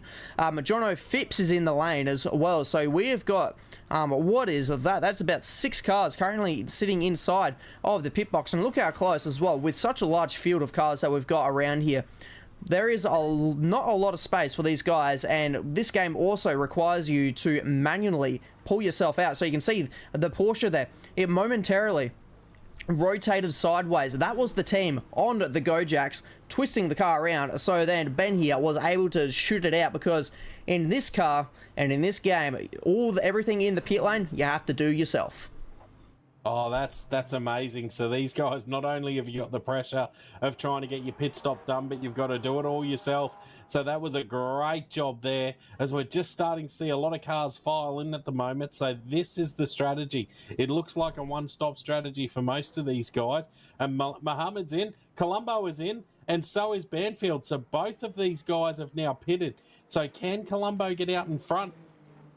Yeah, well, Benefield's actually gone out for an extra lap, so this now gives Sutherland second position as well, and another driver who's made it into the lane is Chris Donnelly, who was running in fourth position. So we've got the hypercars now coming in for their pit stop as well, and as we've said, this is now nearly at exactly the halfway mark of the race. So by boxing this at this point in time in the and there's contact in the lane between the hypercar and the LMP car, so the LMP car is going to have to reverse it and try and get back out. So that will be interesting to see how that gets reviewed by the stewards, because that was a little bit of a incident there, and I reckon it was with Tom Jones, and it was Tom Jones who's currently second in the field for LMP. So he has had a little bit of contact. It was very soft contact, so hopefully not too much damage, if any damage at all, on his machine, and he'll rejoin the circuit 12th on the road, but second in class. So hopefully that hasn't done too much for himself, but that was a little bit messy in the pit lane. Oh, definitely. A little bit of an unsafe release there. He just come out at the wrong time. So I'm not sure if any penalties will be handed out for that one. But here we go. This is the battle for the lead. Let's see how these pit strategies work out. So Benfield's still going straight through. I'm not sure where he's going to come out in relation to Colombo, but it's going to be tight here. So he's going to try and do an extra lap and see if he can get just a little bit further up the road. Yeah, that is going to be it. So at the moment, because he boxed before Benefield, that means he's trying to go for the undercut on Benefield. He was already in the lead, but is he going to be able to extend that lead? It was about the 1 second mark, if I do recall correctly, from that one. And further down the field, you've got a battle for the minor placings. It's Johnson versus Hosser at the moment, and it's Mercedes versus McLaren. But we need to keep an eye on, at the moment, does Benefield go around again, or does he come into the lane? Because at the moment I can see by how fast he is going, he is still going at race pace at the moment, so he's not going into the lane from what I can see, because according to this he's currently doing 271 kilometers an hour, so that's definitely not pit lane speed limit territory at the moment. We've got a few more cars in the lane. You've got Steve Lewis currently in the lane for the hypercars as well, so the pit stop's still well and truly going down the inside. Does Johnson go? No, he doesn't, but your race leader in the LMGT3 class, Tyson Robbs, he is in the lane. So Tyson Robbs decided to call it quits. He's put it in the pits now. He's going to serve his stop, which is perfect timing. That's right about the 45-minute mark. So we are halfway through this race. But Benefield now, he's sort of gone out there. If he's still at race pace, you'd probably keep going with it. You'd probably try and stay on it, but you'd be keeping an eye on Colombo. So he's going for the overcut. Colombo gone for the undercut. Very interesting to see how this plays out. So Robbs is pit. Smiles is pit, and here we go. Daniel's in now, so he's brought the car in. So this will, when he comes out, we will get a real gauge of where he and Colombo sit with each other. This will be the interesting rejoin for me. Yeah, and Colombo is also going to have another advantage against Benefield now, which is the hot tyres. So Colombo's tyres are going to be up to race temperature and where he needs them to be so he can attack. And just in case, if Benefield has been able to pull out a bit of a gap and let the heavens loose in that Ferrari, but for Colombo, he is going to be absolutely on it, and he will have, as I said, the hot tyres. He's currently in the final sector. Here he goes. That's the pit lane entry, so he's about to head through into the final lot of chicanes. Sorry, not quite the pit lane entry. There is the pit lane entry, so now it's the final lot of chicanes. And for Benefield, it's still saying here, he's still inside his pit box. He hasn't even left his pit lane yet. So whereabouts is he going to be? And there he is. He's still stationary, as now Colombo goes on through the pit lane. And there we go. You can see Benefield in the background. So he has extended by a margin, has Colombo. that undercut has worked to an absolute treat. So Colombo's obviously gone out in those cold tyres and put down the lap of the gods. That's what you have to do. You have to go out on cold tyres, keep it together, and try to push the car as hard as you possibly can on the edge. And that has given him an 8.5 second, over 8.5 second lead to Daniel. So now it's all on Daniel to try and get up there, and let's see if he can catch Colombo. I'm not sure that he will with the pace Colombo was showing earlier on in this race. Yeah, it's going to be interesting to see if Benefield can put it on, because remember, from the start of the race, it was Benefield who had the pace against Colombo and was holding the lead for some time despite Colombo with that slipstream benefit as well. So let's see if he can find that pace again, get himself back to the rear end of Colombo's Ferrari. But yeah, that gap was about a second when they came into the lane, and it's now out to 9 seconds. So that has been a huge finding in time for Colombo, and he's played a beautiful pit strategy for that one. And now most of the pit stops have been completed. Let's see how the field rounds out. So we've been talking about the hypercars because it's been a huge swing. For Paul Russell, it's also been a huge swing. He's currently got 18 seconds now. That gap was about 4. So he's now got 18 seconds over Tom Jones, who we saw had the contact in the pit lane. And for Tyson Robbs, the gap hasn't changed at all. He has still only got 6.5 seconds over Jared Ellis. Yeah, definitely. So now the gap's starting to really show itself. So Robbs now has pulled out a great gap. But you told me this at the start, Pete. You said he gets out in his category and just sort of runs away with it. He seems to be doing that now. He's got 6 seconds, 6.5 seconds on him. So there's no real battle going on there at the moment. Frost now trying to catch up to Granero. So this is on. These guys, we're going to have a nice little battle here. This is for 4th position in the LMP2 class, sorry. So these guys are now going hard at it. Everyone is going to want a podium here. This is the final race of the season. If you don't get one here, you're not going to get one anywhere.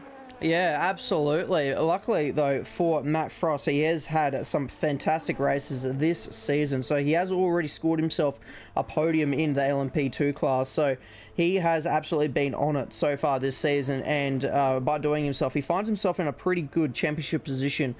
He's not in it really for the hunt for the overall win in LMP2. He's a little bit too far behind because Granero, who he's currently trying to chase down, in the car directly in front of him, is leading the championship by 54 points to Paul Russell, who's currently leading the race. So that could be a swing in points as well between Russell and Matt Frost. But that is going to be something that we will find out in 40 minutes time. That is how much racing we've still got left in this one, ladies and gentlemen.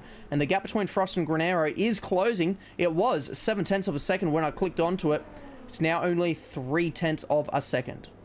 The Frost now just trying to get himself up the field as far as he possibly can. See if he can stick with Granero, see if he can get a move done. So they've really closed this gap now. This is the time. You've done your pit, it's just head down and go for it now. So we're still seeing him starting to navigate some traffic, but I tell you what, it's been pretty clean, Pete. These guys certainly know what they're doing. It has been very clean, but unfortunately, I'm going to contradict you there because I was just taking a look. We've had a couple of names that we were talking very highly of that have now unfortunately come to issues and have decided to call it quits for today's season finale.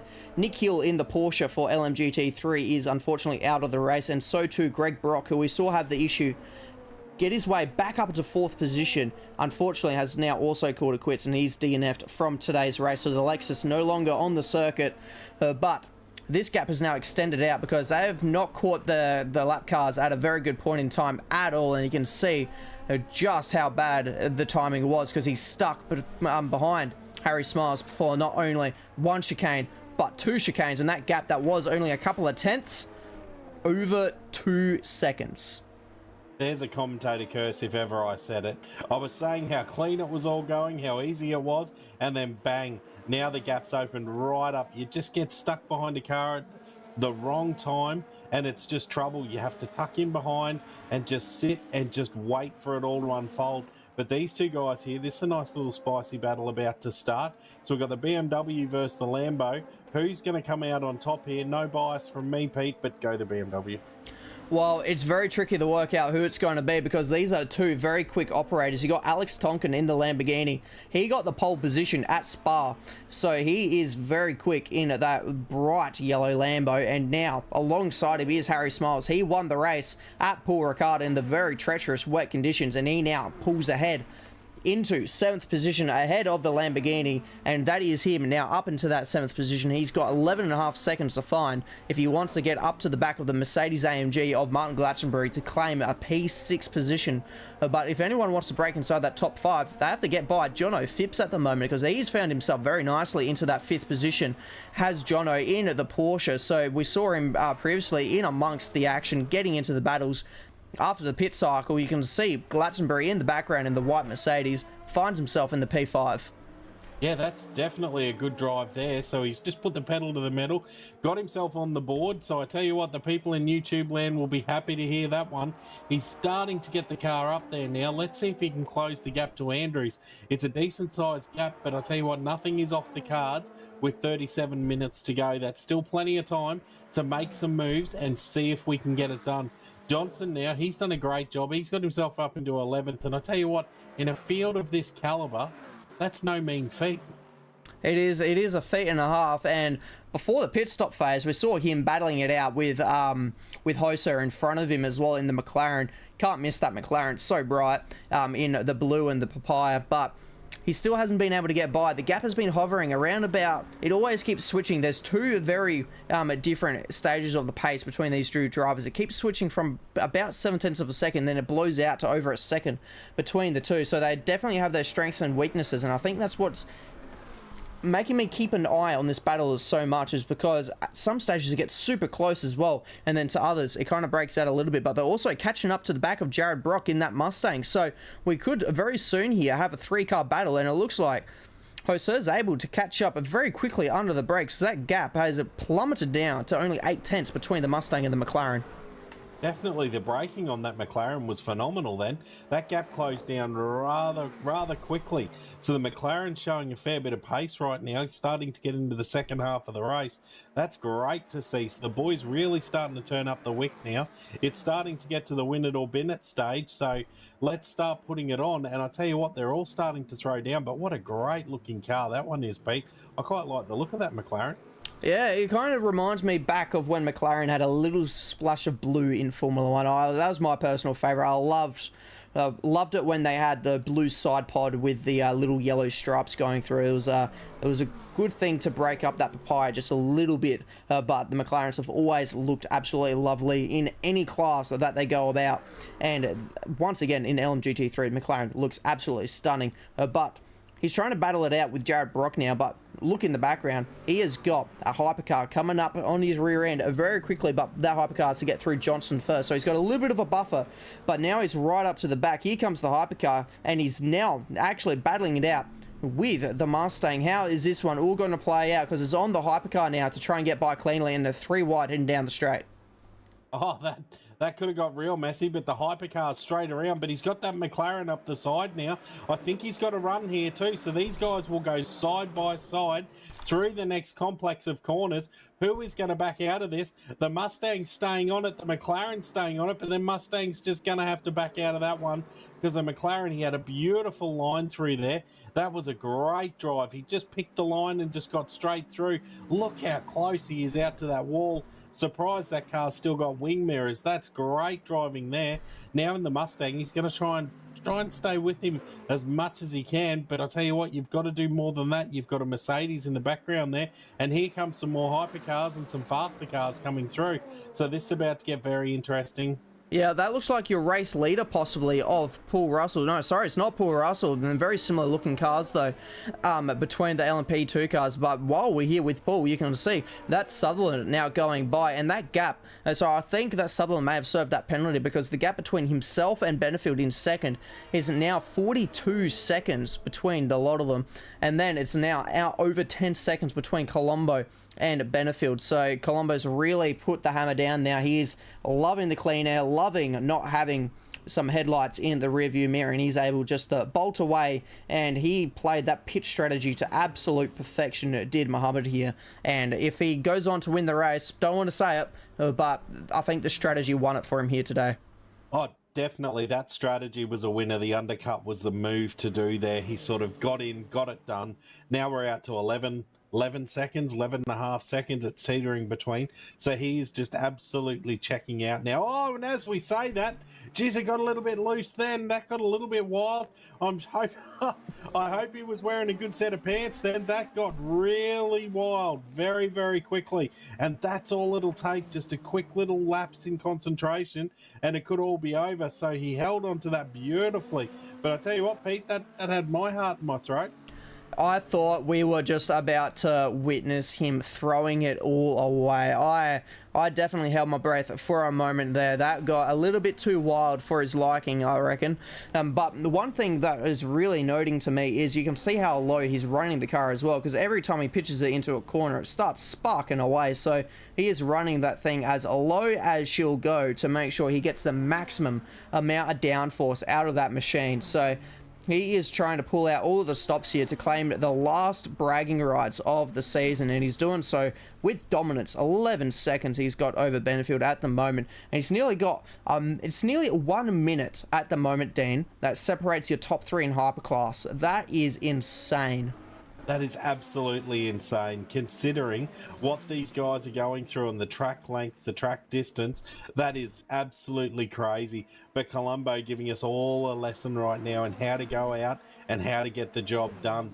He's just got his head down now. Just get into a rhythm and just drive it out. We've got 32 minutes to go, which I tell you what, sounds like a long time, but these guys now, 2/3 of the way through the race. Nearly 2/3 of the way through the race. So he's done all the hard yards now. He just needs to keep his head down, concentration up, and just drive the thing forward. And I tell you, from the vision we're seeing, that's exactly what he's doing. Yeah, and he's now coming up to the back of Chris Donnelly here, who we saw have a few moments. His pit cycle probably didn't go to plan, especially considering he made a little bit of contact there in the pit lane as well with that LMP2 car. So he's unfortunately fallen down the order just a little bit, and now has got your race leader of Colombo in the mirror, so he's going to have to be getting out of the way pretty shortly, will Chris. But he is also 45 seconds away from the next car on track, which is Latanzio in 7th position. So he's kind of in a little bit of no man's land at the moment. The only other car that you can see on track anywhere around him at the moment is your race leader of Colombo. So it might be a little bit lonely in the cockpit there for Chris. Yeah, definitely. He's sort of got a little bit of space, and he's just touched the gravel there, throwing it up. You can see in the distance, and that will just slow it down just a little bit. So Colombo will be seeing all this unfold. He'll be hoping for just a nice quick overtake and bolt into the distance. But you can't discount anyone, because I tell you what, they're all trying to run their own race here. So he just needs to hold it. Donnelly just needs to hold it together now. Stay on track, stay on target. Stop looking in the rear vision mirror and just get the job done. But Colombo, I think he will try and get past as quick as he possibly can and get this done. Yep, that is going to be exactly what he needs to do. And for Chris as well, he needs to be able to make sure he does it cleanly. He doesn't want to actually take out a race leader or anything like that. But with these hypercars, it sometimes can be a little bit difficult to follow right behind, and just to make things a little bit worse, and he's actually going to pull it into the pit lane to make sure he gets right out the way, which is very good stuff from Chris, very, very sportsmanlike. But for Muhammad here, he's now got an LMGT car of the Mustang coming up right in front of him as well, and that looks like to be Jared Brock just sitting in front of him, and it is indeed Jared Brock as well. So Jared's going to have to make sure he doesn't do anything too dangerous, and which could cause a bit of an issue there. And down the inside goes Muhammad into turn 2, and that's him now ahead of the LMGT car and pulling that one another lap down, and he still did all of that and maintaining the gap of 11 seconds to Benefield. Yeah, it's really a masterclass in driving this. The way he's just cut through the traffic, the back markers, it's a beautiful job, and he's just on his way now. So he just needs to concentrate on what's happening ahead, find out where these lap markers are, get through them as clean as possible, not be held up in any corners, and stay out of all the rubbish. And right now he's doing a fantastic job of that. And we just saw in that 4 shot that he's got all this open air, so he can take advantage of that and just run with it. And then we're back with Christian now. He's in 4th position, so he's doing a great job. He's coming up on the back of Rando by the look of it. Is that what's happening there? I can't quite see. Yep, he is coming up to the back of Rando. Definitely. The gap is only 1.1 seconds between the two of them, so we were questioning whether if Frost was going to be able to get by Graniero here, but it swung the other way around because now it's Rando that's under threat here to lose his 3rd position here. So your championship leader of Christian Graniero is looking like he wants to take away that podium position away from Rando, and he needs to do so because Paul Russell, his championship combatant at the moment, is leading the way by 18 seconds. So he needs to make up as many points as he can in this race so far. And what, that gap closed quick. Oh, there was a little incident there, which is just going to invite Graniero to get right up there. So now he is right on the back of Rando. Let's see if he can make a move here. That was an interesting section through there. So he's right behind him. Is he going to make a move, or is he just going to sit with him? Because I tell you what, you get through this section and then you're on the straight. If you can get into that slipstream, you can make an overtake a lot easier than trying to battle it through these corners. Yeah, absolutely. It was a lockup from Rando, and he had to shortcut the first of the 2 chicanes, which cost him a bunch of time because it was still hovering about a second. You can see now that has dropped down to about half a second, so it was a massive loss of time, and he also had to make sure he didn't pull an advantage over Graniero. Otherwise, the stewards would have been in on that one as well, because that's a shortcutting the circuit and gaining an advantage is a massive no-no in any forms of motorsport, especially ones as prestigious as racing around Le Mans. So they're going to have to be careful. And now it's a game of breaking the slipstream down the main straight. You can see the little weaves from Rando to try and discourage Graniero from going for an overtake. Is he going to go for it down into the first chicane, or is he going to wait for the second one so then there isn't too much of a slipstream effect between the two? And I think that was actually a little bit of a mistake there. I reckon he went a little bit deep and had to take avoiding action to not rear-end Rando. That is exactly what I saw then. There was a little bit of just maneuvering out of the way there to go, oh, this is good. You don't want to center punch someone into those set of corners. That is not what you want to be done with. He's worked so hard to get up in the back of Rando, so he won't want to throw it away now. A little bit of lap traffic coming into play here. Not sure how this will come into the corners coming up. It looks like Ellis, if I'm not mistaken. So they're coming up on the back of Ellis, and can they get this job done? That is definitely Jared Ellis that's at the front of this queue now, and he's going to let them go through before they get to the next big braking zone. So a very good stuff from Ellis. He's still in 2nd position in the LMGT3 class, and he's now 14 seconds away from the race lead. So Robs has absolutely bolted away from this one. And luckily they didn't lose too much time, because look in the background, because that's Matt Frost right there. He's only about 2 seconds behind this battle as well. And up in front of them as well, you can get glimpses of Tom Jones in 2nd position, and there he is on your screen. So the top, from 2nd to 5th are within 1 shot of camera view, so they're very close together. And it looks like Colombo has come into the lane once again. So is he going for a 2-stopper, Dean, with 25 minutes left in the race? Colombo definitely coming in for a 2-stopper. No, is that just a drive-through that he's done? I'm not quite sure. Or did he actually pit? Not quite sure what happened there. So he might have come in. So he's definitely running a 2-stop strategy. So now he's got a fair bit of time to make up to Benefield. So something has transpired there. It's got me at a bit of a loss, Pete.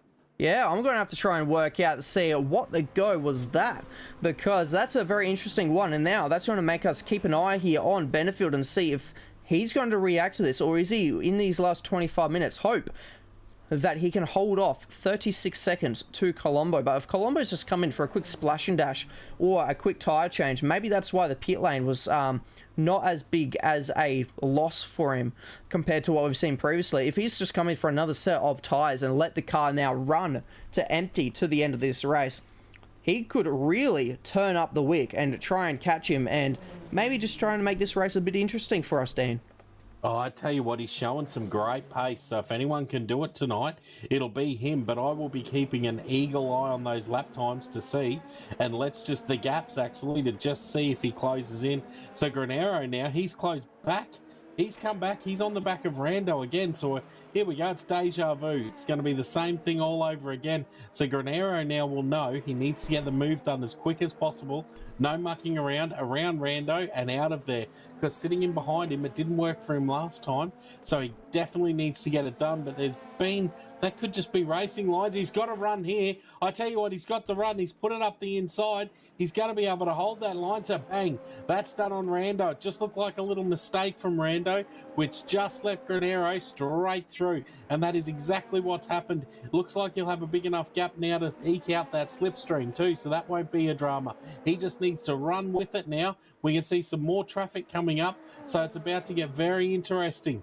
Yeah, and that traffic is your race leader in the LMGT3 of Tyson Robbs as well. So he's going to have to try and work out if he's going to go into this chicane at full pedal or if he's going to let any of these LMP2 cars go on through. And it looks like he's going to go through the chicane without letting him through. So let's see if the LMP cars are going to be catching up to him. And it doesn't look like they will. So it's very well played from Tyson Robbs there.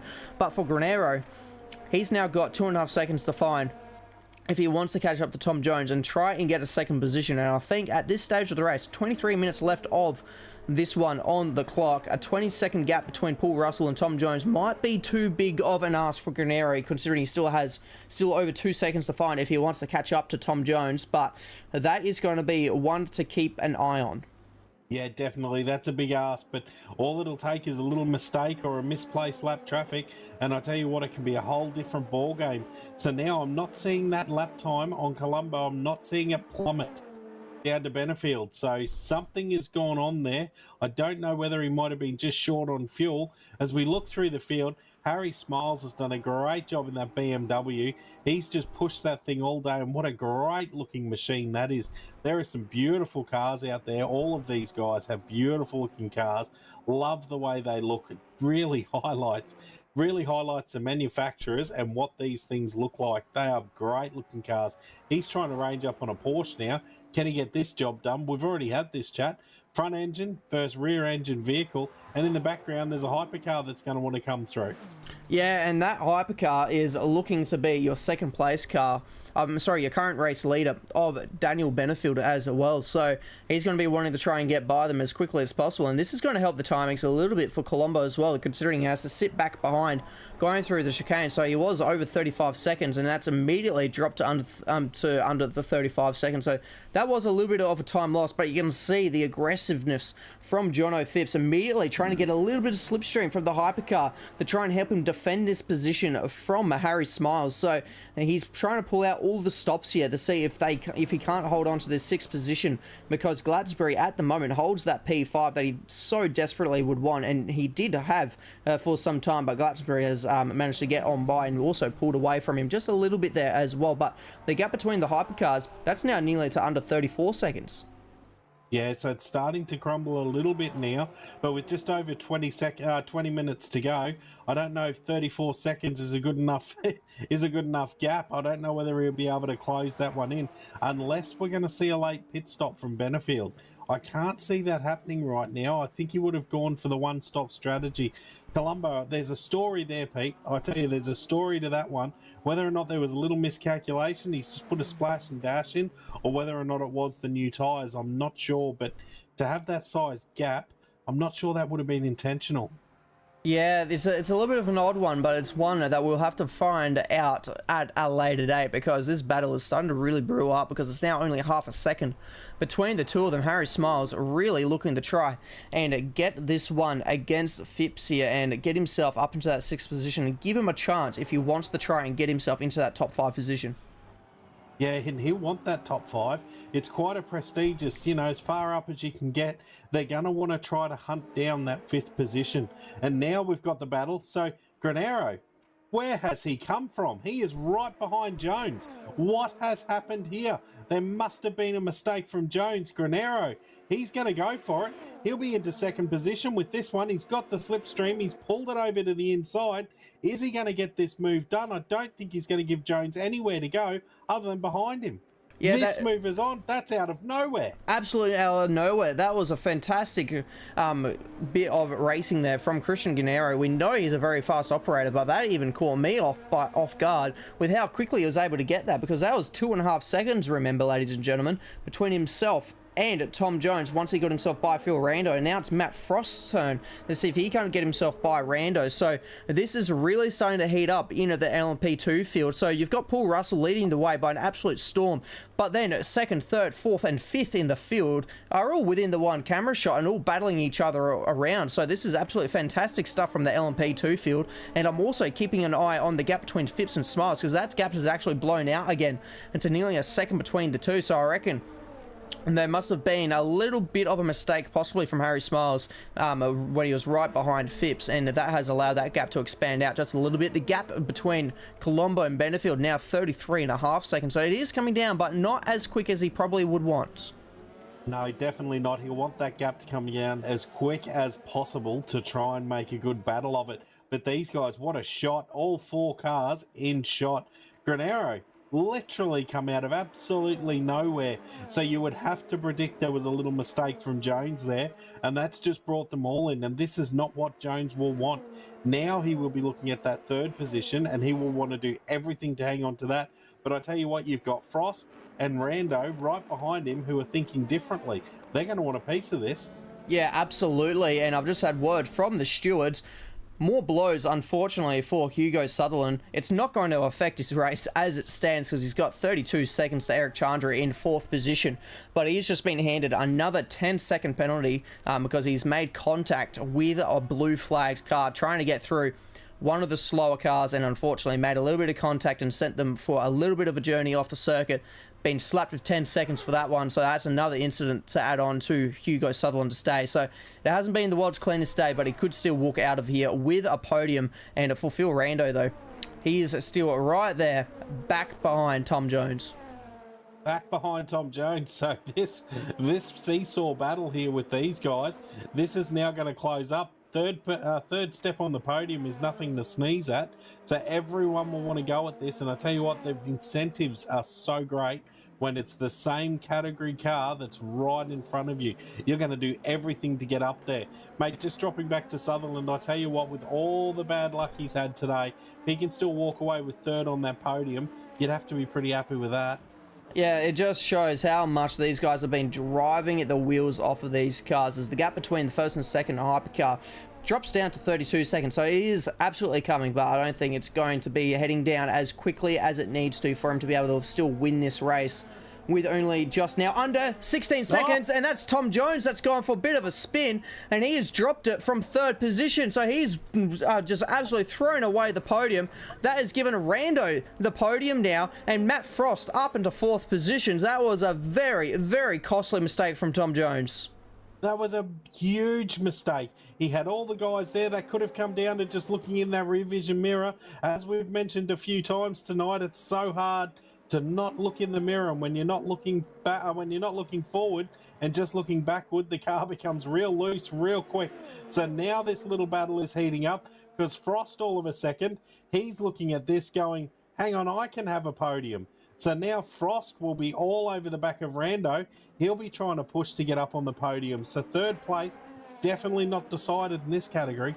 Yeah, absolutely not. And taking a look at the timings now, so Harry Smiles has been able to get himself back by Jono Phipps now, so he's up into that 6th position now, and so he can absolutely try and put the foot down to the floor and gain those 13.5 seconds that he needs to get himself back inside the top 5, which is where we've been seeing him for so much of this race at the moment in this series, which has been absolutely fantastic. And unfortunately for Tom Jones, who just had that spin, he's called it quits. He has now just been listed as a DNF in this race. So Tom Jones has pulled the pin with 15 minutes left to go after that spin. And now we have got 4 cars remaining in this battle for LMP2 rights, because the car in 5th position is currently Jay Rees, who's been in the lane for some time. He's currently 19 laps down, so he's not really in amongst it anymore, unfortunately. So you've got the 4 cars left on track in LMP2. It has been a tale of woes in this category, and it's been survival of the fittest.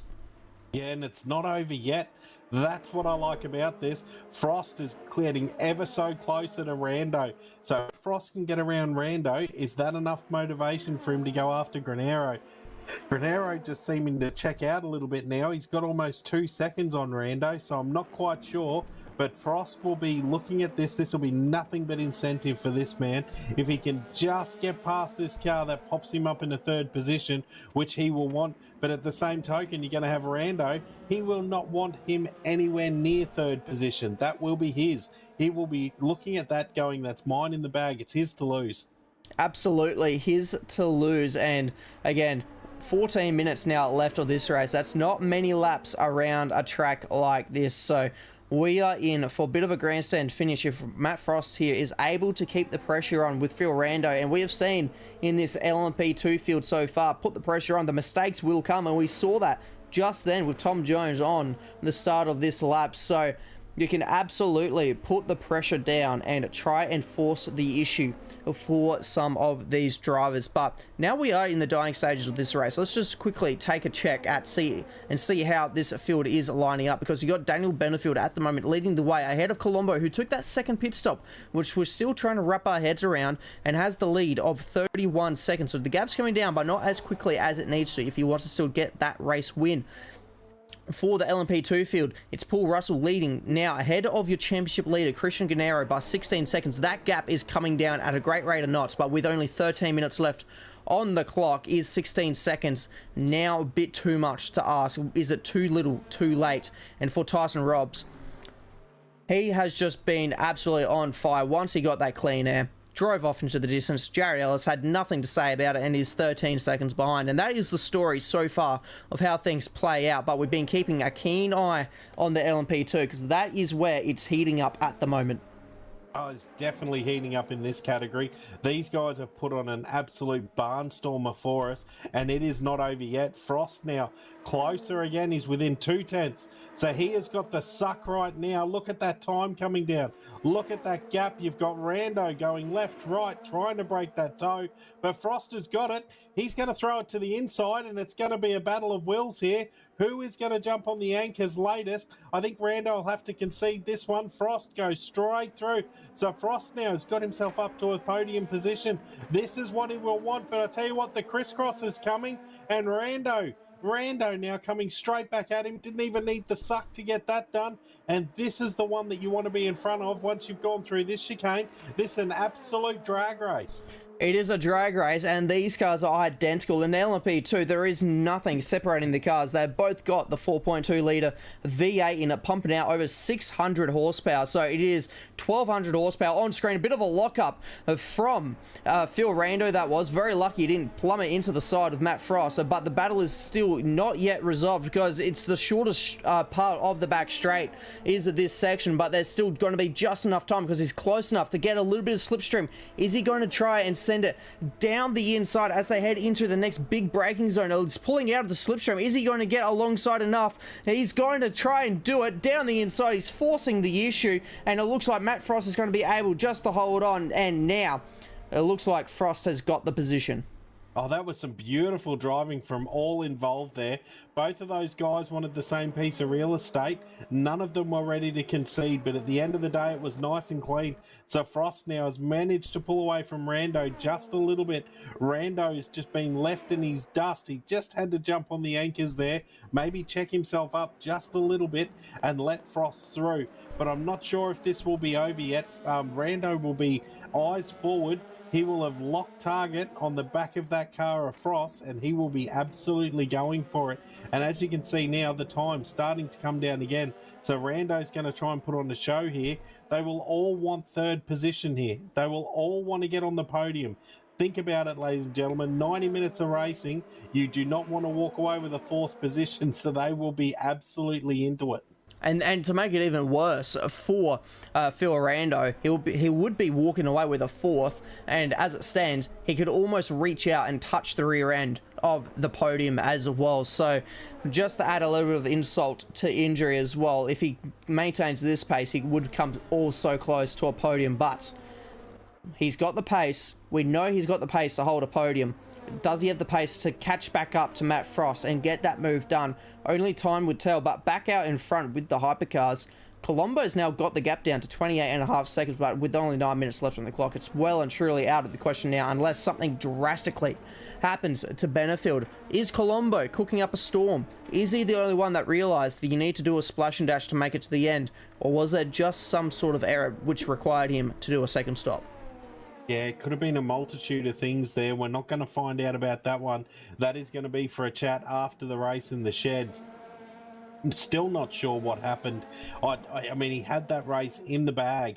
Unless, as you said, unless a little splash is needed just to get this finished. So this could come down to the old Jamie Whincup scenario.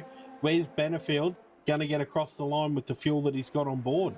Yeah, and you can tell the drivers are still absolutely pushing it. They're not worried about fuel at this stage, at least in the LMP2 field, because Phil Rando pushing it so hard, he was using a little bit of the grass to get the car out of the next corner. So he is absolutely on fire at the moment in the pace area, but unfortunately it's not enough for Matt Frost, because he is now got himself over 1 second away. But Matt Frost is closing the gap to Christian Gennaro.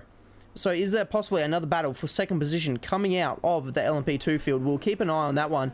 But here is where your race leader is. He's just about to actually start coming up to the back of that battle that we saw with the LMP2 field, because he's about to start heading towards that first chicane. So, and there in the foreground is the LMP2 cars. So he is absolutely on fire. The gap is back out to over 30 seconds. So the pace in his area is not going anywhere, which is good to see. So Daniel here looks to be on course for a good result.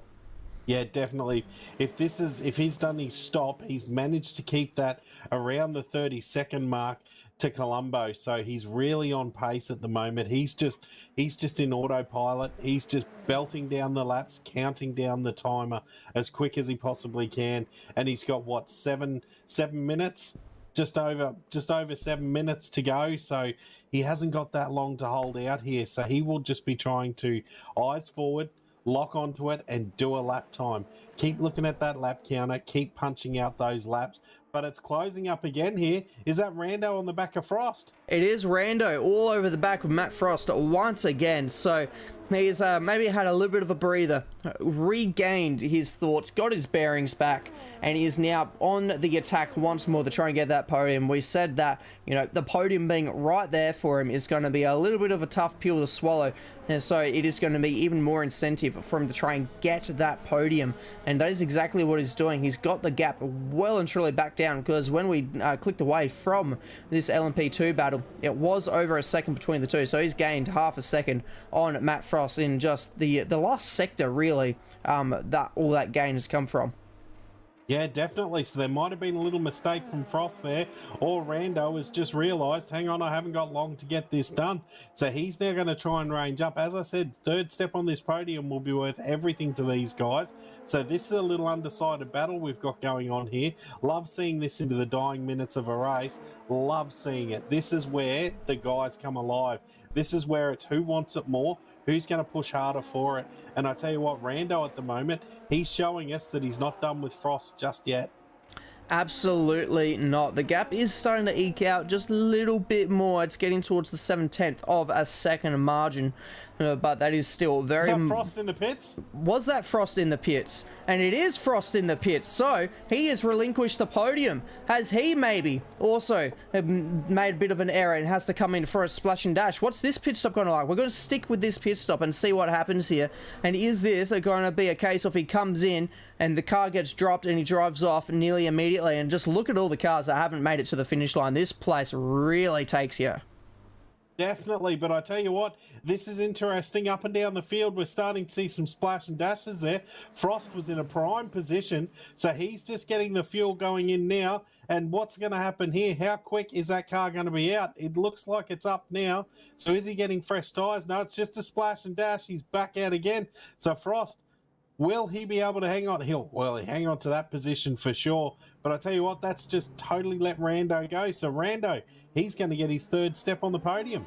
He is going to get that third step on the podium, and that is the gap that he's now got. It's 37 seconds that he's got as a comfort zone, and now if he really wants to, he can try and chase down Christian Granero and get himself a second position, but that's 2.3 seconds up the road, and Granero is on some fantastic pace, but Rando was actually 0.3 of a second faster than Christian in the first sector alone on this lap so far, so he does have the pace, but with only 4 minutes and a bit left on the clock, is that going to be enough time for him to try and steal second position away? And one gap that has been closing down just a little bit as well is Jared Ellis here, because that gap was out to 13 seconds. That is now down to only 9 between him and Tyson Robbs, and he also is pulling it into the lane now for a bit of a splash and dash. Oh, this is where things are going to heat up. People are needing splash and dashes. So who has done a good job of trying to maintain? So that could just purely be Robbs backing off a little bit, trying to conserve a little bit of fuel, trying to make it across the line. So now Ellis in the pits. So this isn't done either. Who knows who else has got a splash and dash? My big question is Benefield going to have to do a splash and dash, or is he okay to the end? That is going to be a huge question. Do we cut to him thinking he's about to cross the line to take the race win? And it's a flashback to, I'm trying to remember what year it was, but at the 24 Hour of Le Mans, there was one car on for the win, and on the last lap, conked out of fuel. So this could play massively into the hands of the championships, because remember, championships are not yet sealed in this series. It is all still yet to come down. They've got 3.5 minutes to try and win themselves a championship here, because until that checkered flag drops, it's still up for takings to anyone. So this is going to play out interesting. But yeah, Jared Ellis, 38 seconds he's now got to Tyson Robbs. So Tyson Robbs well and truly in a bit of a safe zone. He is, and there he is going through the second lot of the chicane. So he's well and truly up and well in the lap. Yeah, definitely. He's gone. He has checked out unless he needs a splash and dash. But I tell you what, it'd be awfully unlucky to need a splash and dash with a couple of laps to go. As we've got another splash and dasher coming in, it's Lachlan Andrews. So all these guys now, they just haven't made it all the way. This will let Smiles through. Smiles looks like he'll come through for the 4th position here. So that's costly. These little splash and dashes are dead set costing guys positions. It's going to hurt. It is going to hurt big time. And where is Smiles in amongst this? I think with him being only so far behind, he would have already popped into view. And there he goes. He's gone into 4th. Could he possibly lose the position to Glastonbury as well? Because there he goes, and there he goes as well. So so he's not lost the 1 position. He's lost the 2 as well. And he's now got the hypercar coming up right behind him for good measure as well. Now that the tyres would have cooled off a fair bit. And look at this. Your race leader in the LMP2. Oh, sorry, your second position in LMP2, Christian Granero is in the lane, and so too is Phil Rando in the lane as well. So we've got more drivers not making it to the end and having to come in for a bit of a splash and dash. So where does this now put Matt Frost? Because Frost also had to come in for it. Definite Frost come in early, so this could be a nice little undercut for him. He might get this job done. And I tell you what, if he can do that, that'll promote him straight up to 2nd. And here's Frost now as we ride with him. He's coming through. He's going through these section of S's. I tell you what, this is going to be awfully tight, but he's going to go through. I think he is going to go through. So Frost, with an absolute master move, he's going to end up in 2nd position here. There he goes. He's coming through full noise, warm tyres. Pete, we're not done yet. We're not done yet, and you may have taken note, they have taken the white flag. So this is the final lap of the race. So where is Benefield? Here's your race leader. So he's not going to come in for any late splash and dashes. So he's going to be good to the end, that we would believe. And so he is currently along the back straight. So he's got about half a lap to go before he takes the checkered flag here to claim the victory, the final bragging rights here in the Le Mans Ultimate Series. But the battle is here in the LMP2 class. 0.3 of a second separate 2nd and 3rd position, and unfortunately for Phil Rando, he's dropped back a little bit, so his pit stop was slightly a bit longer. Maybe he needed a tad more fuel when he came in for his splash and dash. Definitely. So he's now, this is it. Rando has 1 chance here to get this done. So this is going to be a very interesting finish to this one. These boys, is Rando going to go for it? I think at this point you'd just send it, wouldn't you? You'd hope for the best. He's got to stick with him here and try and get the slipstream. Is he close enough? He's got a great run out of that. I tell you what, the time is closing now. So can Rando get Granero? Pete, I don't even know what to say. It is just unthinkable scenes from what we've seen so far in this race. Your race leader, Benefield, is now in the final sector of the lap. So we're going to have to stick with this for a little bit and see how it plays out, but we're going to have to cut to your race leader very shortly to see him cross the start-finish line to claim the victory here in Le Mans, and it's going to be a fantastic effort, but I just don't think this straight here is going to be big enough, especially considering they had to pull out of the slipstream to allow the hypercar through. Now he's going to get the slipstream from the hypercar as well, so I think, at least for now, this position is absolutely sealed and done. But here is your race leader, Benefield. He has played a fantastic race. He didn't need to come in for the splash and dash, and I think that's what's won in the race so far. Oh, that was a master strategy. So obviously he took on a lot more fuel, which hurt him straight up. But I tell you what, it's brought him out trumps in the end, because Colombo had to come in. That could have been where Colombo's pace come from, just running a bit lighter car. And Benefield now is absolutely showing us how to do it. He's going to cross the line and take the win for this one. What a remarkable drive. This race, I tell you what, Pete, you've brought me in at the best race of the season. It has been a fantastic race, and he's only got the 2 chicanes left to go. It all came down to strategy, and all got a bit twitchy going through the first chicane. But now he can cross the line. There is the checkered flag to greet him, and he's going to take the win here for the hypercars ahead of Mohamed Colombo, who is still a fair distance away. It's 37 seconds that we're going to have to wait to see him across the start-finish line. So whereabouts is your race leader in the LMP2? Crossing the line already is Paul Russell. He's taken the victory for this one, but this is also spicy for second position. How is this one going to play out? It's Matt Frost versus Christian Gennaro. There's only one more true overtaking opportunity, and it's going to be into here. The braking zone, the chicane, is Gennaro close enough to try and go for the dive. It looks like Frost has got the better pace, and he's got the gap. Is Gennaro going to get desperate and try and go for a move? Is Frost going to make a mistake? They're climbing all over the curbs. They're going for different racing lines. There's going to be a drag race to the finish line. How's this one going to go? How's it going to go? It goes into the hands of Christian Gennaro. Gennaro gets it.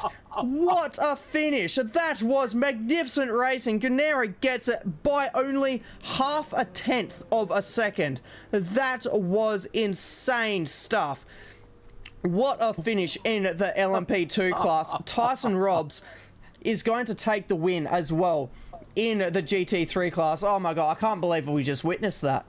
That was the absolute finish of the century.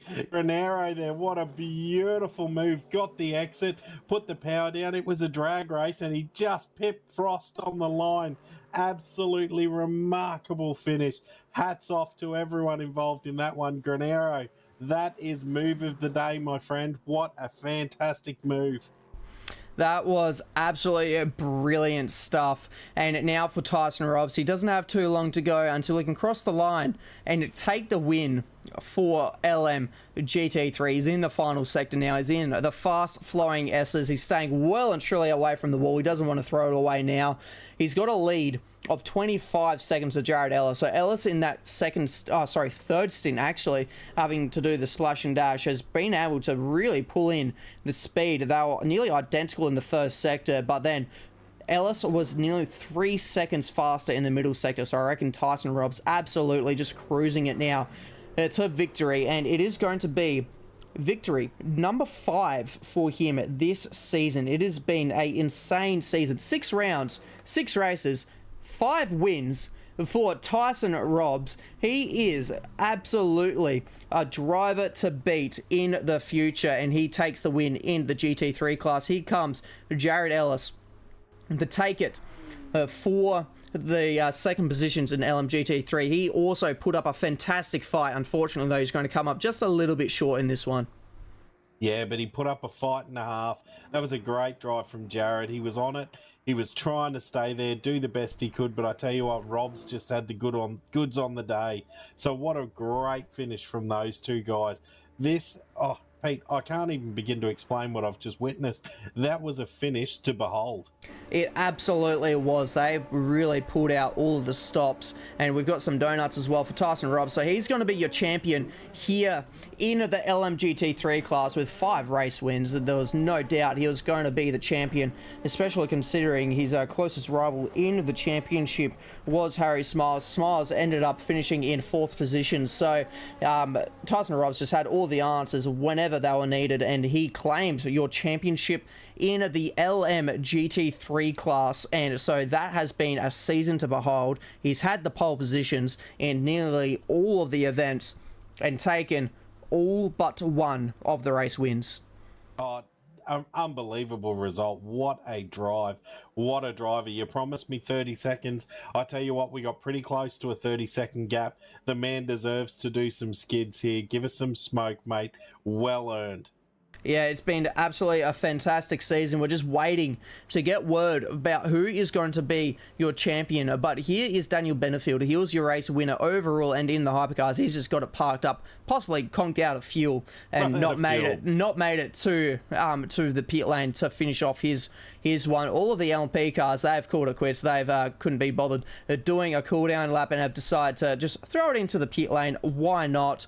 You've earned it, gentlemen, especially with that finish. That was absolutely fantastic stuff, and just great racing up and down the field so far in this entire series. It has been absolutely fantastic, and Ben Collins has also done fantastic here. Got himself a podium.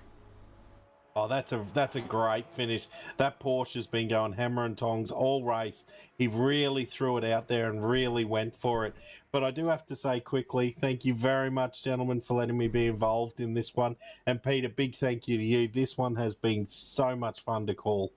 It has been a fantastic event to call with this one. We've had fantastic racing up and down the season. We've had so many different variables as well, you know, taking it back to Silverstone, where we had that little sprinkle of rain that threw a whole spanner into the works for the entire series, and then because that really changed the order when we came to time for it. And then you've got Spa-Francorchamps. That was a intense race, lots of incidents. We had some very big movers and shakers up and down the field. We had a drive from I'm going to talk a lot about Tyson Robbs. He had a drive from the back of the field because he didn't take part in qualifying to a race win of about 20 seconds, which was absolutely insane stuff. And then Paul Ricard was absolutely treacherous conditions. We saw fantastic driving through there. Sebring was also fantastic driving. Plenty of carnage in the first lap. That was the most carnage I reckon I've seen in the first lap. And then here at Le Mans, it's been a fantastic, fantastic one. And just like that, ladies and gentlemen, the server has come to a close. So that is going to be all for this one, I may say, and we're going to finally get some word here with your champions, ladies and gentlemen. So your champions for Hypercar Pro Series is Mohamed Colombo.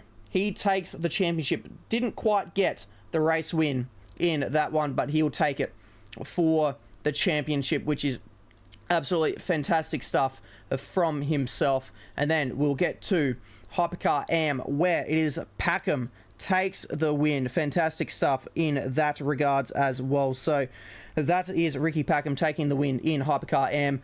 Granero takes the championship in LMP2, and what a way to do it with that drag race to the line. GT3 Pro goes to Tyson Robbs, and GT3 M goes to Martin Glatzenbury. What a fantastic event, Dino, and thank you for joining me.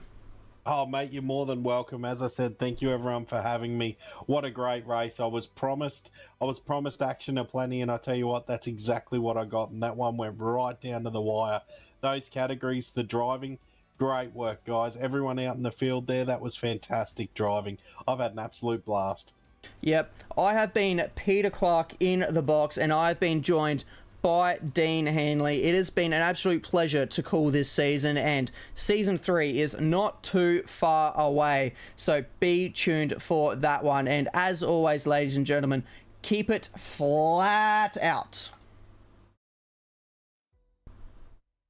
Sensational TV YouTube channel, don't fucking miss it.